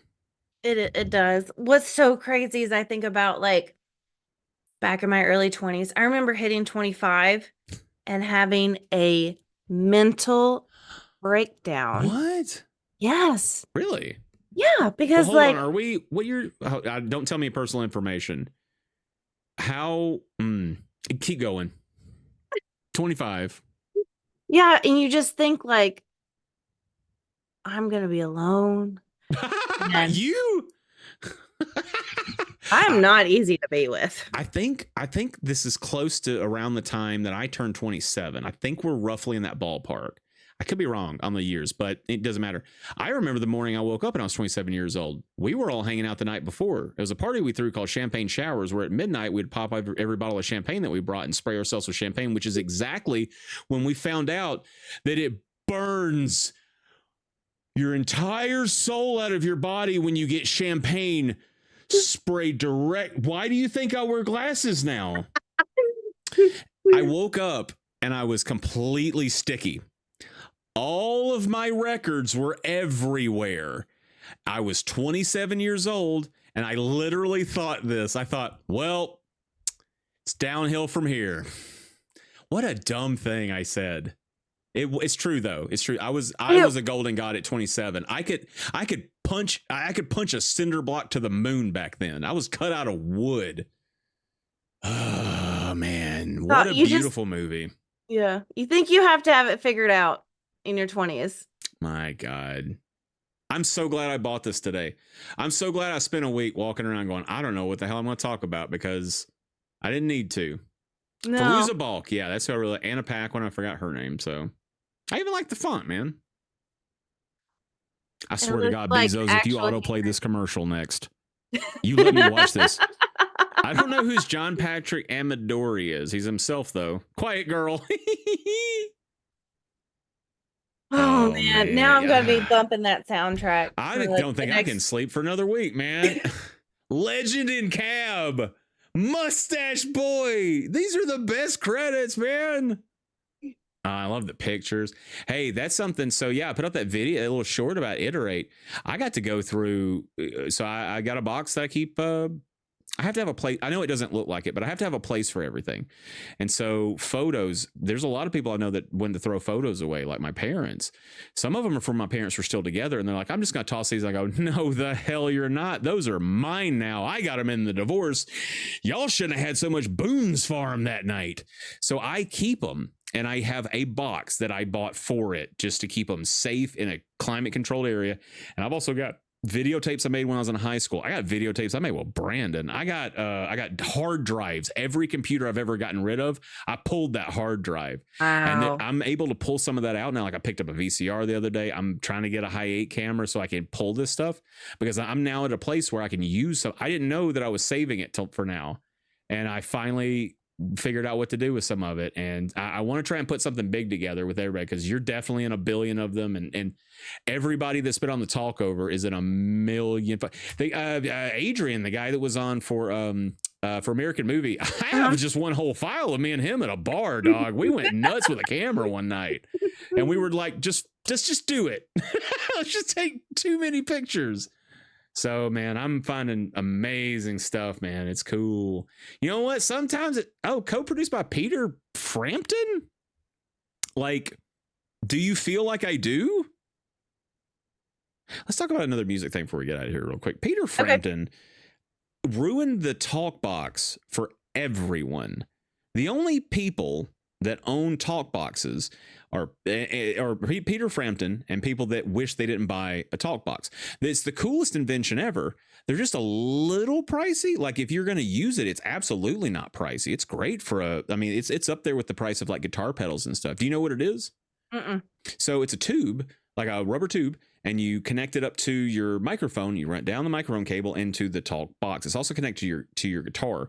And I was looking at how to build one. So there's a speaker inside of it and your guitar is split. So it's going to the amps and everything, but then you're getting the signal from your guitar and it's going into that tube. And then I don't know where the pickup or the microphone, I don't know where the sound comes back out, but you So like imagine there's like a tube right here. I'm not going to make that face. You bite on it and then you start talking into it and you're playing the guitar and that's how you make Peter Frampton's Do You Feel I Want to Thank You. I didn't know that's what it was called. Yeah, Talkbox. And everybody wants one. Every musician well, not all of them. There's lots of musicians that I've said, man, I was looking at Talkboxes on Amazon last night and they're like, dude, I don't. Because the other thing is too, you don't want, he couldn't have been like, I'll sell you mine because he's got a bunch of spit in it now. Because it's a tube that you put your mouth on. It's like every musical instrument that you put your mouth on fills up with spit. And this one don't clean out like a trumpet. Does it have a spit valve? No, I guess it just gets stinky after a while. I don't know, because I never bought one because I have 20 of them in my wish list. Thank you, Daddy Bezos, for the wish list. That saved my wallet. Yeah, Talkbox, man. Talkbox and the guitar. Do you know the band Muse? Yes. Matt, have you seen the guitar that makes that song? It's a regular guitar. They built it's before iPads existed, but as a touchpad, and it runs software where they can do that mad, and then they play the guitar. It's a real instrument now. No one will ever use it. It was a whole instrument made for that song. It's right up there with the double neck for Stairway to Heaven. Yeah. Wow. And Muse made that one. Yeah, it's fascinating. Well, I'm going to stop the timer, man. Listen, tell me your thoughts. Oh, God. What do you think about this movie? What do you think about tonight? How you feeling after this? Like my cheeks hurt from smiling so much. I swear. We're going to get off this. And I'm going to be like, I don't remember a time I wasn't smiling. Oh man, it makes me feel light. It makes me feel good. It makes me feel like home. It makes me feel understood. Yeah. Just people passionate about music. Yeah. Yeah. Damn. Music is. I like to think of myself as a creative because I'm conceited. I don't know how to make anything appreciable. Like I can't make a box. I can build a house, but I can't. There's a lot of things that I can't build that are important in life, like really important. Like I'm never going to be a school teacher or a nurse or, think about parents. I think about people. I told somebody the other day, and I'm sorry I'm preachy, but I just been thinking about it, and I think it's kind of cool. There's a difference in a creator and a creative. Creator's like somebody who's like a mom. Like you have a kid, and then you cultivate it, and you raise that kid. If you have a garden, if you're a farmer, you take something and you make it bigger. You're literally taking up more space in the universe, more volume. A creative just takes like if I speak right now, all I'm doing is affecting the waves. All I'm doing is I'm vibrating and sending energy into something that's being picked up. I didn't create any. This sound doesn't go anywhere. It disappears. Yeah, it goes into a computer, but that was also just ones and zeros. Everything, even paint's in a little jar. You just move it around and you have a painting. Creatives take the world and they change it to be the thing that they want to see, whereas creators make more of the world. And if creatives and creators work together, you can infuse a little bit of that in making a bigger, better world. That's my point, and that's where church is over, folks.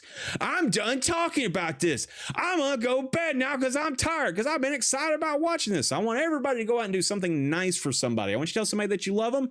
I want you to wash your hands. I want you to be safe. Most accidents happen in your home. Don't forget the street behind the TalkOver is a two-way. I hate that song. We talked over it.